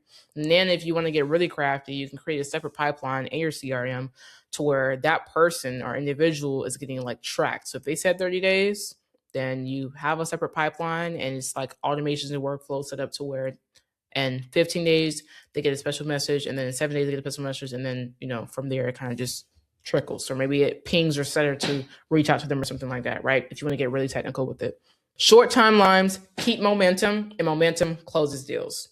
That's why you don't have your calendar out more than 72 hours, and that's why speed to lead is always important. If a person opts in, you call them. You double dial them. We don't care. You opted in to get my stuff, right? I'm calling you. I'm texting you. That's just how it's going to work. And you don't want to waste the lead. You paid money. I don't care if you paid $8 for the lead. I don't care if you paid 5 cents for the lead. You paid money for that lead. That lead is yours until you say it's not yours, or you consider it a dead lead. And what I do for that, 30 days after that first point of contact, and they don't engage in anything, they're dead lead. Don't sit here and re-engage leads. That was 2 months and 3 months ago. Doesn't make sense. Okay. Now, when to hire setters and closers. This is my professional opinion, but this is when I say that you need to hire setters and closers correctly, right? The right way, the soft close way, the right way. So around 10K a month, hire a setter is going to make your job so much easier. If you want to hire a setter before that, that's okay. But typically they won't stay unless you're giving them a base pay or their VA that you're training them, right? So, or someone with setting experience in their VA. Around 10K a month, you hire a setter. This is going to free you from you texting your inbox all the time, booking chaos to where, again, you're booking calls, you're forgetting what you have on the calendar, you being the bottleneck, right? Let you focus on growth. Okay, cool. I'm at 10K a month. Okay, cool. I'm 10K, cool. Setter. Okay, setter don't take, 1K, maybe. Maybe they might make 1K from the 10K. It depends on how you have your setter structure. Really depends on your business model. Or out of that 10K, they make $500. Okay, cool. Not too much overhead. My profit margin is still good. But now you can start looking at it like, okay, I got a business. Now I got a real business. I need to escalate. I need to take it to the next level. I need to just hop on sales calls and everything needs to be done for me because they have those SOPs, they have those systems, they know exactly what to do, right? It's letting you focus on the growth. And that's what we all about, growth, baby, right? So from there, around 50K a month, hire a closer. I'm going to tell you why this is important. You make 50K a month, hire a closer, because you want to make sure that at that point, now you need to step into the real thing, which first off, you want to don't be that business owner that has an offer and has never closed a deal for their offer. I can't stand it. I don't encourage it because I get it. You might have a bunch of money, you might have a lot of cash, but not knowing how to sell your offer, how are you going to train your team and really lead from the front? You're not going to, right? So hire a closer around this point, or you can hire a closer earlier, but just make sure that you have sold a few deals. You know your offer in and out. You know the pain points of your audience. You know how to carry a conversation. You have those sales acumen, right? You're not just being a dictator and telling them stuff that you haven't even went through or done. So do that. And then also, if you want to do it before, just make sure that you can actually pay them properly. No good closer is going to stay in your offer for less than 5K, which is why I say around 50K a month, the closers get 10% commission, right? So no good close is going to stay in your offer for less than 5K. You're not, right? That's just not how it is anymore, unfortunately. But if you can do that, maybe like a 5K draw, right? So where it's like they get commission comms and then anything left over until they get 5K, you have to pay them. Like you can do that too, but only when you can pay them properly, keep them motivated, right? So you're ready to bring on another person on your team that you can keep motivated, that you can actually optimize and work on them week by week and mold them and shape them and stuff like that. You can maintain margins. Again, like I said, like if it's not cutting into your overhead, you can maintain the margins, because too early, it's going to equal overhead pain, and we don't want that. We didn't get into business. Yes, our profit margin is going to decrease as we build on the team, but how can we get it to where it's not, right? If it's decreasing a little bit, it's decreasing by maybe 2-5%. Like, I'm cheap. I'm stingy with my money, right? I worked hard. I built this up from the ground up. I want to keep as much profit as I can. And then right timing equals it's time for you to scale. So revenue doesn't grow from better motivation. It grows from systems, data, process, and ongoing optimization. I'm telling you, this is how you're going to move from those random months, 10K one month, 5K the next month. It sucks. Trust me, I get it. To predictable cash flow. All right. This is how you're going to move. All right. So look, this is what I want y'all to do. I want y'all to stretch those legs. If you walk in and you listening to this video, then you need to do some mountain climbers. You need to do something right now. We got to get the energy up, right? What I'm about to do, we got to hop into the next session. So if you're going over this, let's go ahead and move to the next session, right? We're not stopping. We at it. If you can't feel my energy, trust me, you gotta get your energy up so you can feel mine. Dang, I did not mean to make this long, bro. It's fire. So where people actually break when they scale, right? Most people don't fail because they can't sell. That rhyme, call me Carson Reps content. I don't know. But look, most people fail because they can't sell. Look, that's not what no, that's not what I'm gonna say. Most people don't fail because they can't sell, right? So this is the thing. You can be the best closer and you can close deals all day, but I've seen it firsthand where business owners will say, yeah, my close rate is 80-90%. Cool, that's yours. What is that doing for your business? Are you growing? Are you focusing on what really matters? Are your clients fulfilled? Yeah, you closing deals, but are you keeping those clients? So they fail because fulfillment collapses. And I don't want this to happen to you. Trust me, I don't want this to happen to you. I've seen it too many times when it's a bad fulfillment. I've been on offers personally when I used to close and just close and I'm working for them. I'm like, dang, I keep hearing from this client that I helped get started that this and this is happening. You don't want that to be your offer. You don't want to close to be on your offer and be thinking the same thing. So here's what that looks like. Missed deliverables, slower response times, overwhelmed founders like yourself. You're overwhelmed with, how do I keep up? What do I do? Angry clients. We don't want an angry client. We don't want a bad review. We don't want it anywhere. We want to try to keep our success rate as high as possible. Chargebacks and disputes, which is going to hurt you with having those other financing options, going to hurt you with decreasing your amount of processing fees, right? Because you want to decrease your processing fees as much as possible. It's going to hurt all those things. We don't want that at all. Your reputation will be damaged. It will be. It will be, because people will start to notice you as a person that just focuses on the cash collected versus the actual business and the service, right? And like I said, once disputes hit your processor, everything suffers: ads, cash flow, credibility, scalability, everything. It bleeds. And then when other payment processors that you may try to apply for or get approved from, they're going to be able to look that stuff up, and they're going to be see you have way too many disputes on the other processor. What happened, right? It stops a lot of things. The second break point is lead flow mismanagement, right? Look, people finally get leads and they don't have the system to handle them. I talked to this guy the other week. He had $60,000 in his pipeline, but because he didn't have the system, 60,000 legit, because he didn't have the systems to handle it, $60,000 going down the drain. $60,000? Look, no, I know y'all watching this probably like $60,000, bro. You got $60,000? Yeah, $60,000, right? So what happens here? Warm leads sit untouched. Follow-ups don't happen. Cash is left. This is the most important thing. Cash is left on the table, and then you never are identifying the gaps because you're just like, oh, okay, I'm doing this. And then this is the thing. Oh, I'm too busy. You're too busy? You're too busy to collect $60,000 or whatever cash on the table? You're too busy? You too busy for that? To make the systems work for you to where you can become less busy, but more busy? You get what I'm saying? Like less self-busy, but more busy in your business? More cash? More profit? Nah, right? That's sick. So gaps never get identified. You never know what is the actual real bottleneck, which in this case, if you're letting that happen over and over again, it's yourself, right? And it's a hard pill to swallow, but it is. So this is how people work harder but never scale. It's a thing that I see all the time with business owners. If you're making 10K, 20K, 30K, 40K, 50K, even 60K sometimes, right? They're never going to get over that 50K mark, 50K a month mark because they're not realizing that they are the bottleneck. So, what proper fulfillment actually looks like, as I touched on a little bit earlier, was fulfillment must be you must be able to duplicate it. Okay, I'm not gonna say a word, right? You must be able to duplicate it. It must be documented. It must be scalable, and it must be independent of you. You must be able to step away from your business, and fulfillment and stuff actually still get done.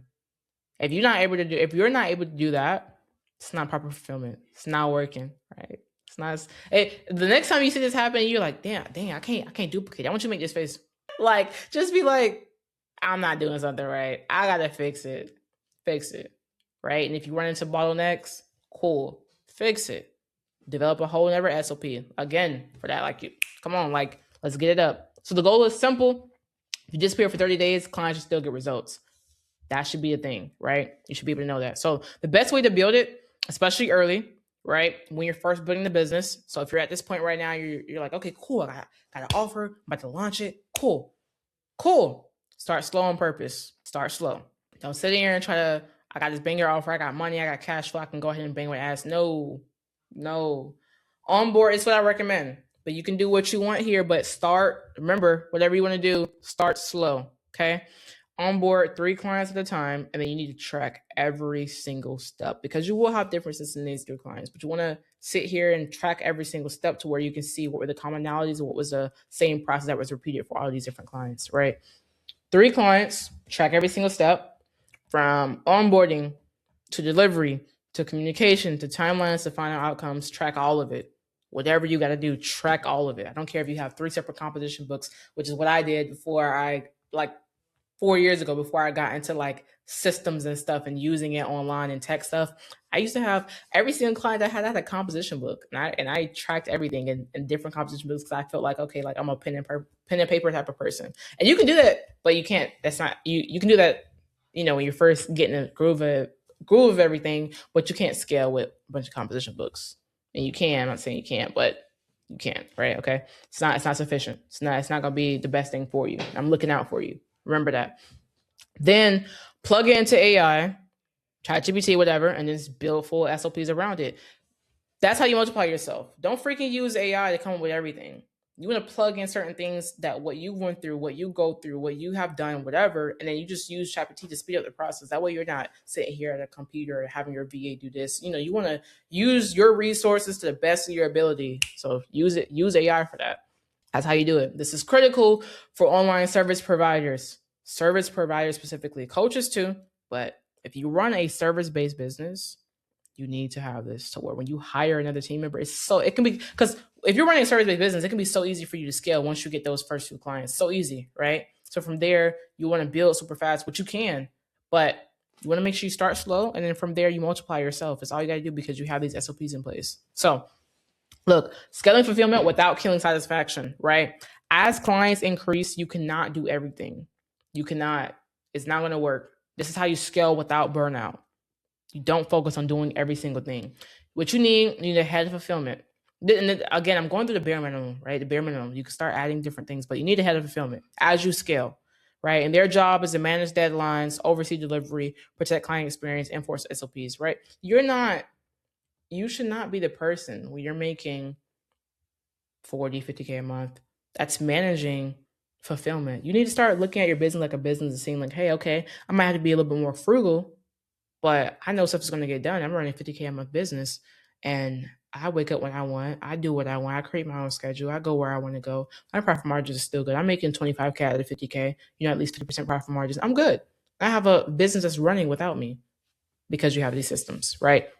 From there, assign no more than 3 to 10 clients per team member, depending, how, as you scale. Always making sure that you value quality over speed. And why this range is so big is because of the fact that it really just depends on your offer, right? Maybe you need 3 clients assigned to one lead, right? And they can't fulfill more than that at a time because of how complex your offer is. Maybe it's not that complex. You can get 10 clients per lead. That's dealing with that team member. It really just depends. But I always value quality over speed. You want to scale, but you want to make sure that you can fulfill, right? So, and if you want to scale rapidly, you just need to have SOPs and systems in place. I'm telling you, right? And accountability and ongoing optimization. But roadmaps and trackers are non-negotiable. I'm going to tell you why. Every client should have a clear roadmap, timelines, milestones, a tracker. This helps especially for coaching offers. Once a client has their own tracker, right, it makes them feel like, they're in school again. Like, okay, I have, my coach, I have a roadmap, I have timelines, I know what I want to achieve. I know at this point I want to achieve this. But when they have a tracker, they're able to see stuff as they go along. It's like, getting a report card and seeing that you have an A, and the next time you have a B, okay, that's my tracker. That's me being able to see my performance. Same thing, coaching client is going to be able to see these things too. This can be in Google Sheets, right? Spreadsheet, project management tools, so other different tools that you want to use as well. But my personal favorite that I do is Notion. That's just me. And I have some automations, some fire automations that I link behind it. But my thing is Notion, right? So clients should literally be able to check off progress when they have achieved something, see what's next, and trust the process. And data builds trust. Again, same thing as when a client first sees you, because the data that you have collected on what you've done with other clients, they trust you. Same thing when they actually get into your ecosystem, because you have this tracker, they're able to see what they're doing. They're able to reflect and look back and say, hey, I've done this, this, and this, which is why I never let a client leave without being able to see that tracker and say, hey, you've done this and then this, what's next, right? That's a good upselling point too. So use something into where you can track that data. When to expand versus optimize. Here's the rule. Expand only when KPIs are being hit, optimize when they're not. KPIs are also known as key performance indicators, and you only want to expand when the KPIs are being hit. You set a show rate goal, you set a close rate goal, you set a cash collected goal, you set a success rate goal for your fulfillment side. When those KPIs are being hit, cool, expand. Go from there, right? And you feel like everything is on track, okay, cool. Expand, increase the ad spend, go up on the content, whatever you feel like whatever expansion looks like to you, expand. And you're gonna optimize when they're not. So when they're not, you need to focus on specific things to optimize it. For me, if your KPI is 7 out of 10 clients succeed, right? Okay, cool. You can I want you to notice and really understand this. Now, for me, that's not my personal KPI, but this is average results. Average results in the coaching business is really like 20%, to be honest. I'm going to tell you that right now. People don't say that, but average coaching businesses out here is like 2 out of 10 clients really actually get that big result that they talk about in testimonials. For me, if I'm actually building a business with you and watching you grow from the ground up, we're above average. We're not regular people. 7 out of 10 clients succeed. That's your KPI. Take that as a rule of thumb. That's it. Period. Scaling broken systems equal ladder problems. Okay.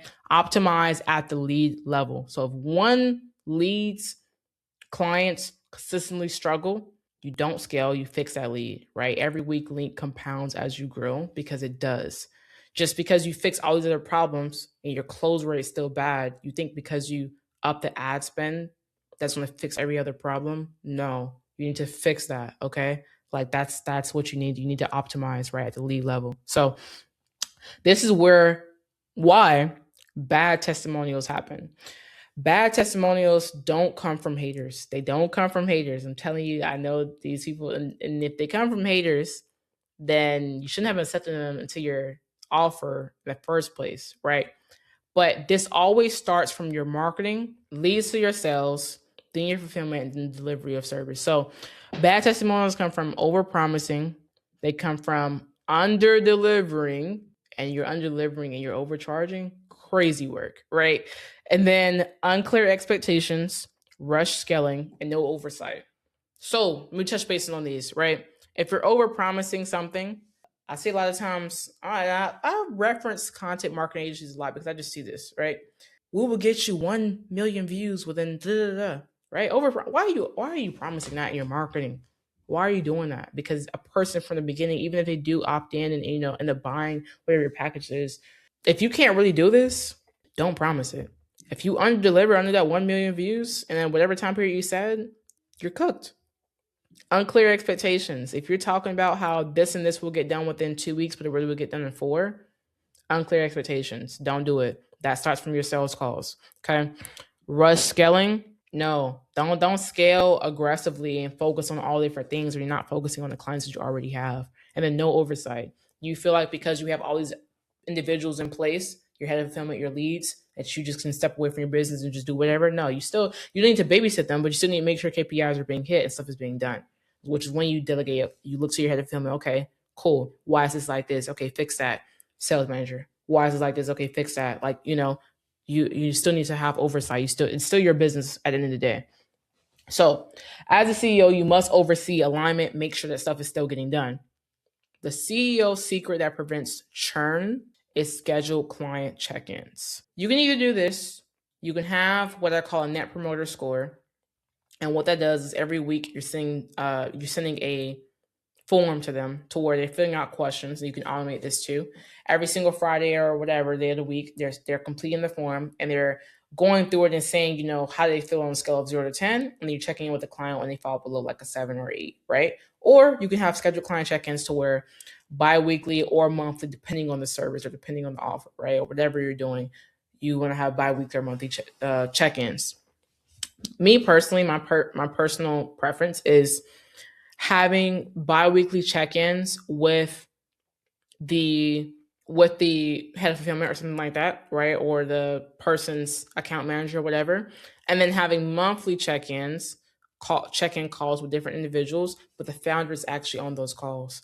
Because at the end of the day, they bought into the business because of you, right? So if you totally disappear, they might stay longer, but not as long as they could have, right? So that's just my personal recommendation. Giving y'all all the sauce. I can't believe I'm doing this. It's crazy. So why this works? Because clients feel supported, issues surface early, trust stays high, retention improves. This is what we care about. Something that I talk about a lot. LTV. I'm gonna tell you this. I'm spit a little extra game really quick. The best way to service a client is getting them on something to where let me just say I had different offers, right? But they bought my 5K offer first. Okay, 5K. Then from there, I upsold them to my 10K. I don't believe in ongoing upsells though, so don't do that. Don't be that company or the business owner that always upsells their clients. No, because that's not what we got into business for. I hated that. I invested 10K with a mentor that did that and tried to always do that, and yeah, it was full of crap, right? And then the upsell wasn't even worth it. So have a upsell that's worthy of it, so it changes the value, or they're getting a lot more, whatever. Something that makes their life a lot easier. Again, touching on those 4 points I touched on earlier. And then from there, after 1-2 upsells most, you have them on something. It could be a system, it could be something that takes the load off of their daily workflow or whatever. And it's like a small MRR. It's like under $1,000. Or if you're a real baller, it's like, maybe 1,000 and some change or something like that. But something small, a little bit of MRR. Look, we just hopped into night mode on here on my laptop. That's how we getting at it. But look, something like that to where it's like small. And then from there, you're always getting paid from the same client, right? You build a relationship to where they're investing themselves in their business into that continuous MRR. So then your testimonies improve. So this single habit saves businesses. It saves your livelihood as well, because your reputation is always on the line. And that's that. So scaling isn't about doing more. Scaling is about protecting quality while increasing value. Sales get attention, fulfillment builds longevity, which is why I always say these are the two backbones of the business: sales and fulfillment. Sales is marketing is kind of included in sales, right? So there you go. All right.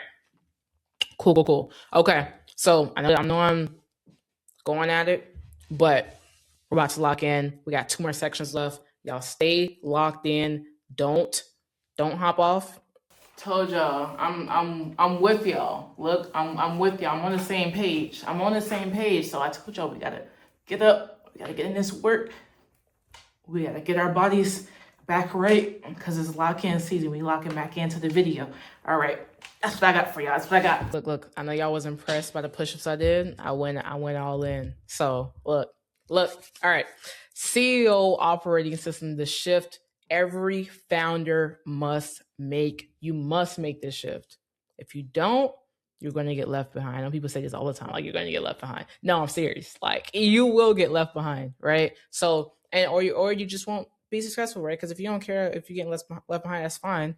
Because I don't care how people well, I do, but I don't at the same time. So it's like, but at the same time, you must make the shift, right? So at a certain point, effort stops being the problem. The problem becomes how you operate. You want to be an operator. You want to be a business owner, yeah, but you want to be an operator, right? So this is the gap that's between busy entrepreneurs that say, "Oh, I'm busy, I can't do this, so that costs too much." What? No, you want people to invest in you, right? So why can't you invest into proper systems, proper teams to where you can actually scale between busy entrepreneurs and real operators? So this is the gap that determines whether you stay stuck at 10K to 30K a month or whatever the case may be, or you scale to 100K plus months, not just 100K a month. For making $1 million in your revenue, no, we want to make $1 million a year in profit, right? But you scale with control, real control over your business. So why I'm making this section is because I want to show you what an actual ideal CEO week actually looks like. I want to show you the type of transformation that you need to go through, the shift that you need to make, so that way you can really be a true operator. So this isn't about working less. It's about working at the right altitude, the right frequency if you're in that type of stuff, right? It's about working right at the right altitude. Okay, I had to say it a few times because I wanted you to understand it's not about working less. It's about working at that right rhythm that you feel the most aligned with. But these are things that I'm recommending based on experience and based on talking to different CEOs that I've introduced to them. And they took it and they said, okay, this actually really works, right? So non-negotiable weekly structure. Bare minimum is 3 team meetings per week. Minimum 3 team meetings per week if you're really trying to grow a business here. And what I do, I like the structure is you don't want to do it every single day unless you're like a high performing team. But when you're starting off, the every single day stuff is really unnecessary. Okay, don't listen to what they tell you. No. So one, I do 2 meetings, right, with the team heads or individual team members, and then it'll be 1 full team meeting that has everyone in it. That's just the best way to stay to where you're operating at a high altitude and your team is operating at a high altitude as well. This allows you to oversee without micromanaging. Again, like I said, if you're starting off and you're at 10K a month, you have meetings every single day. Come on, you just like to hear yourself talk at this point. Let's be honest, right? No.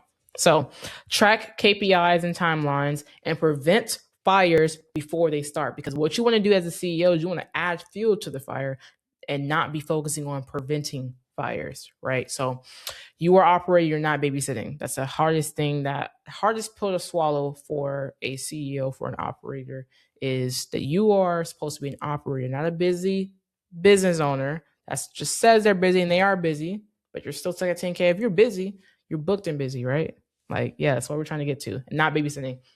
The off day that most founders skip and they end up paying for. You need at least 1 full day off, or at minimum a half day off.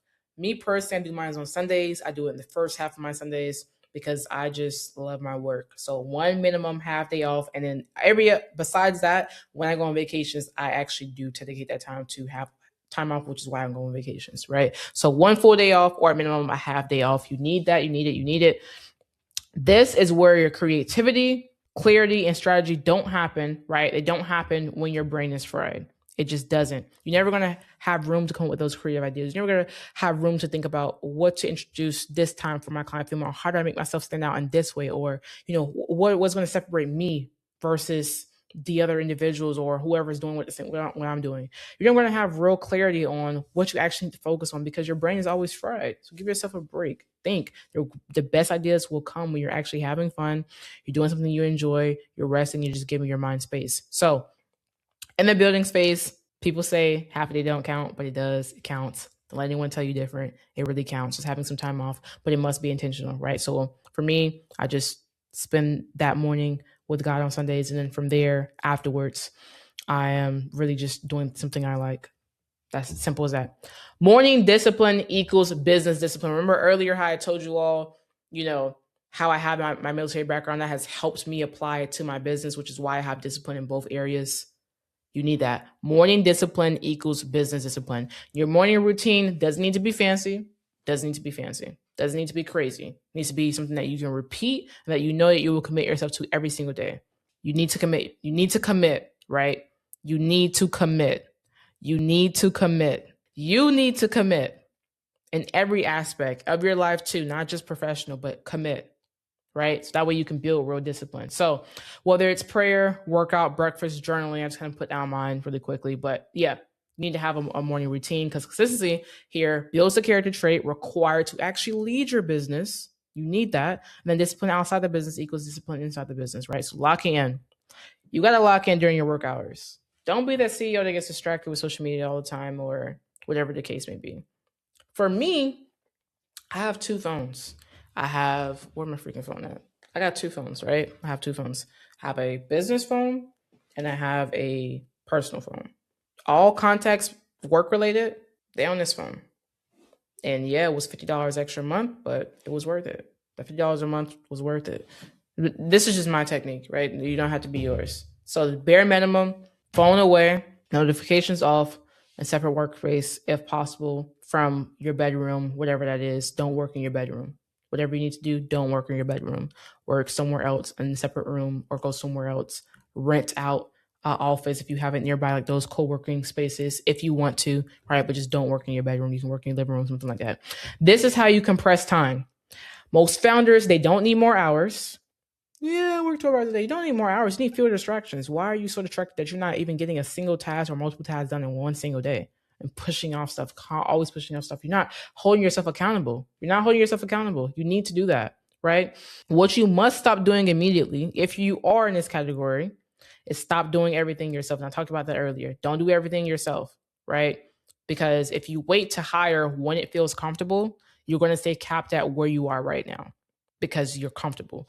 Be comfortable being uncomfortable. Don't just say that. Don't just hear that and let it go in one ear out the other. Be comfortable when you're uncomfortable, or make yourself get comfortable, right? You need to do that. So how decisions are made at scale, right? And as I said earlier, at scale, feelings don't drive decisions. Don't let the feelings drive the decision. Don't say, okay, I feel like, no.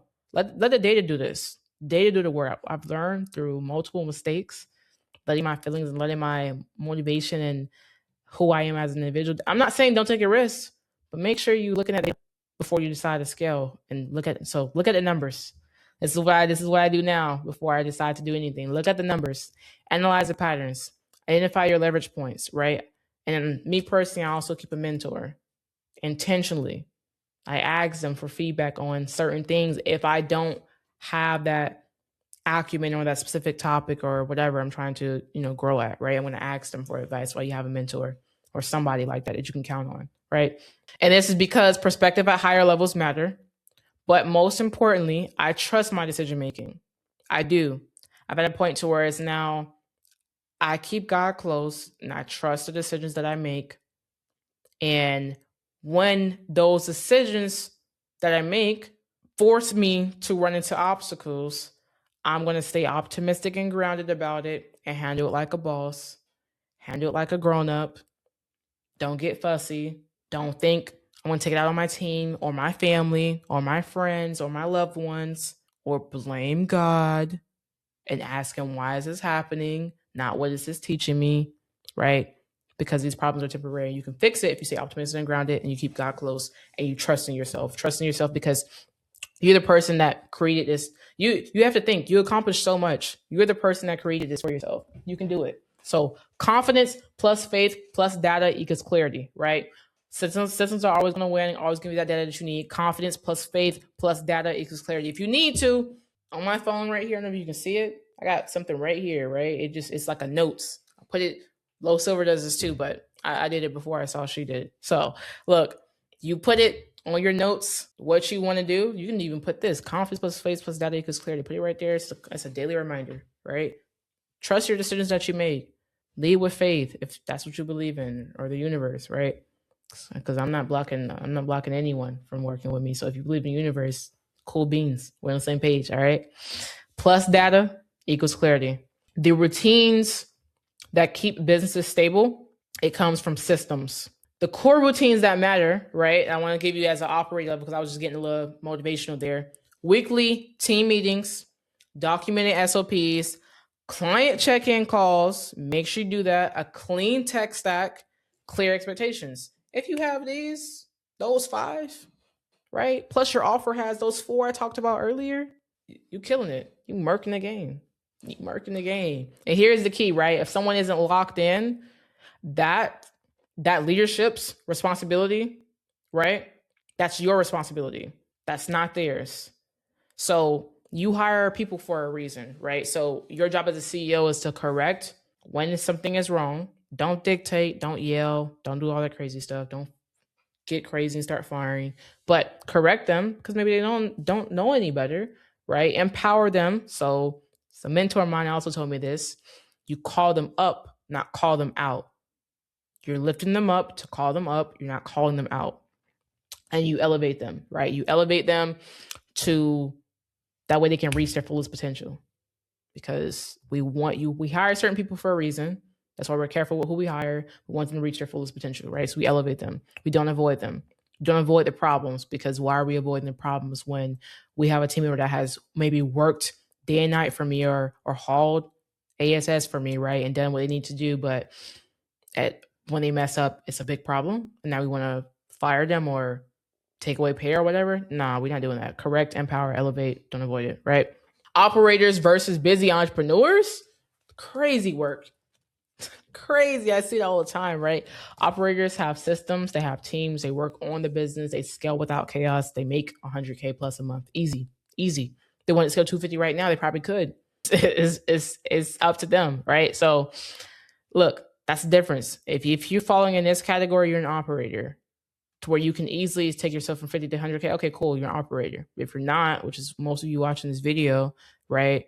You're doing everything yourself, so you maybe have a small team, you're working 12 plus hour days, you're bottlenecking your growth, you're avoiding risks because you feel like if you're a person that just watched this video and didn't go to my page and followed me, at the very least thing you can do, nah, you're not that busy for that, right? You're avoiding risks.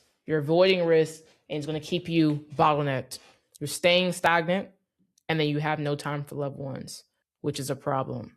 So you need to take some risks. You need to get out of that. Do not let beliefs or what people tell you or what has happened in generations before you stop, or your childhood or whatever, stop you from doing what you need to do to get your life in order.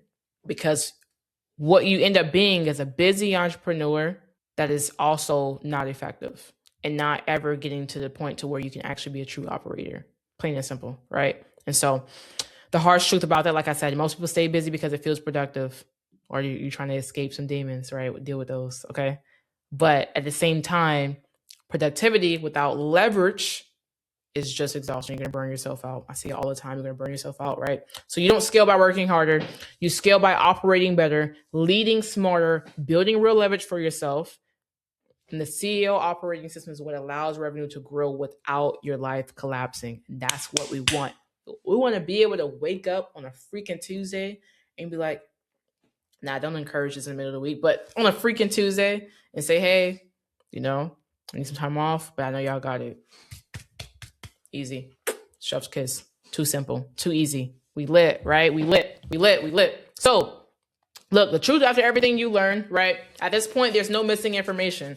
There's no information that you don't have. None at all. You now understand how to build a real offer. If you don't, go back and review it. You now know how to position it. You now know how to sell it. Come on, I told y'all, content and ads, you know how to sell it. You now know how to fulfill it. I told y'all about this. You now know how to scale it, and you now know how to operate like a CEO. There's nothing that you're missing. There's no missing information. There's nothing. So if you're still bottlenecking yourself after this, it's not because you don't know how. It's because you haven't fully locked in yet. Like lock in with me, lock in with yourself, lock in. You got to lock in. And when I say lock in, I'm not saying go ahead and scroll down and book. No, I'm saying lock in with me through this very moment right now. This is your wake up call if you haven't already had it from everything else in this video, right? So if you're still bottlenecking yourself after this, it's not because you don't know how, it's because you haven't fully locked in yet. So lock in right now. The 100K plus month reality check. And let me be very clear when I say this, okay? If you actually apply what you've learned here with discipline, systems, and consistency, there is no reason you shouldn't be able to scale to 100K plus a month within the next 6 months. That's it. Of course, you're going to go through trial and error. If you want to do this all yourself, you're going to go through trial and error. If you want to skip all that, okay, you already know what to do. But there's no reason you shouldn't be able to scale 100K plus a month within the next 6 months. Lock in, right? Not hypothetically, not one day, realistically. Like as I said, the only things required: proper systems, the right team, a CEO level routine, and a real mindset shift. That's it. That's going back at it again. Most people don't fail because they lack opportunity. They fail because they refuse to operate differently. You're so comfortable being comfortable in that position that you're in right now that it just seems easy, but you're not realizing you're holding yourself back. Don't hold yourself back. Don't be that person that says, yeah, I know I can do this. I'm meant for more, but you're not doing it. Doesn't make sense, right? Doesn't make sense. It doesn't make sense. Doesn't make sense. Then don't be that hypocrite that asks people to take risks, but you're not doing it yourself, because you need to attract what you are, who you are, right?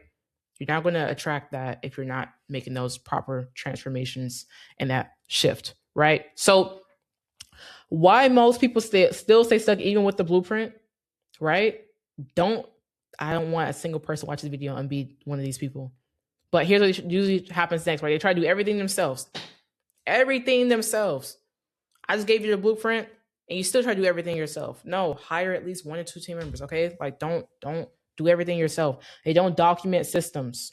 You think you can just scale because you just watch this and you don't have to document the systems in it? No, they delay hiring. You want to be stingy? I get it. I'm stingy too, but I know what makes sense. What makes sense is hiring people so I can create real leverage. They avoid accountability. Boy, oh boy, like having cash in your whatever and not captivating, not taking action, not doing anything because you're so busy. No, you're not busy, fam. You're lazy. You lack certain character traits that hold yourself accountable for certain things.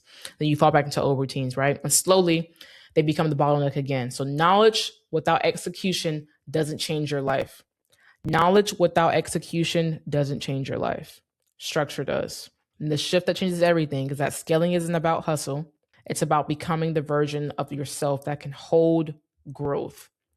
And what that means is spiritual alignment, whatever you believe in, spiritual alignment, mental discipline, being locked in. Lock in with me. Operational clarity, having these systems in place, having the proper team, etc. When those three things are aligned, trust me, the business follows. It does it. And this is why the soft close method works so well, because all these different things, spiritual alignment, I'm locked in. Mental discipline, I'm locked in. I've been here for like 3 hours. I'm locked in. You can't tell me I'm not locked in. I'm locked in. Every single day, I'm locked in. If I'm not locked in, I fake it till I become locked in again, and it operates. It gets to that, and of course, like I pray on it, but then I fake it till I get to that point, and I'm there, right? Because I actually love what I do. Operational clarity. I got the systems in place. I got the teams, right? So this is what the soft close method works so well, right? It gives you time freedom. It gives you location freedom. It gives you financial freedom. This is the point. The 3 F's, right? And not overnight. Not overnight. Anybody that says that something can happen overnight, they're lying, right? They're lying unless it's certain situations, but they're lying, right? So not overnight, but sustainably, and it gives you time freedom, location freedom, financial freedom, what you really want, right? So look, here's what I want you to know. Whether you decide to work with me or not, I genuinely want you to win. I wouldn't have made this video if I didn't want you to win. It's there. It's going to be here for you forever, right? I genuinely want you to win.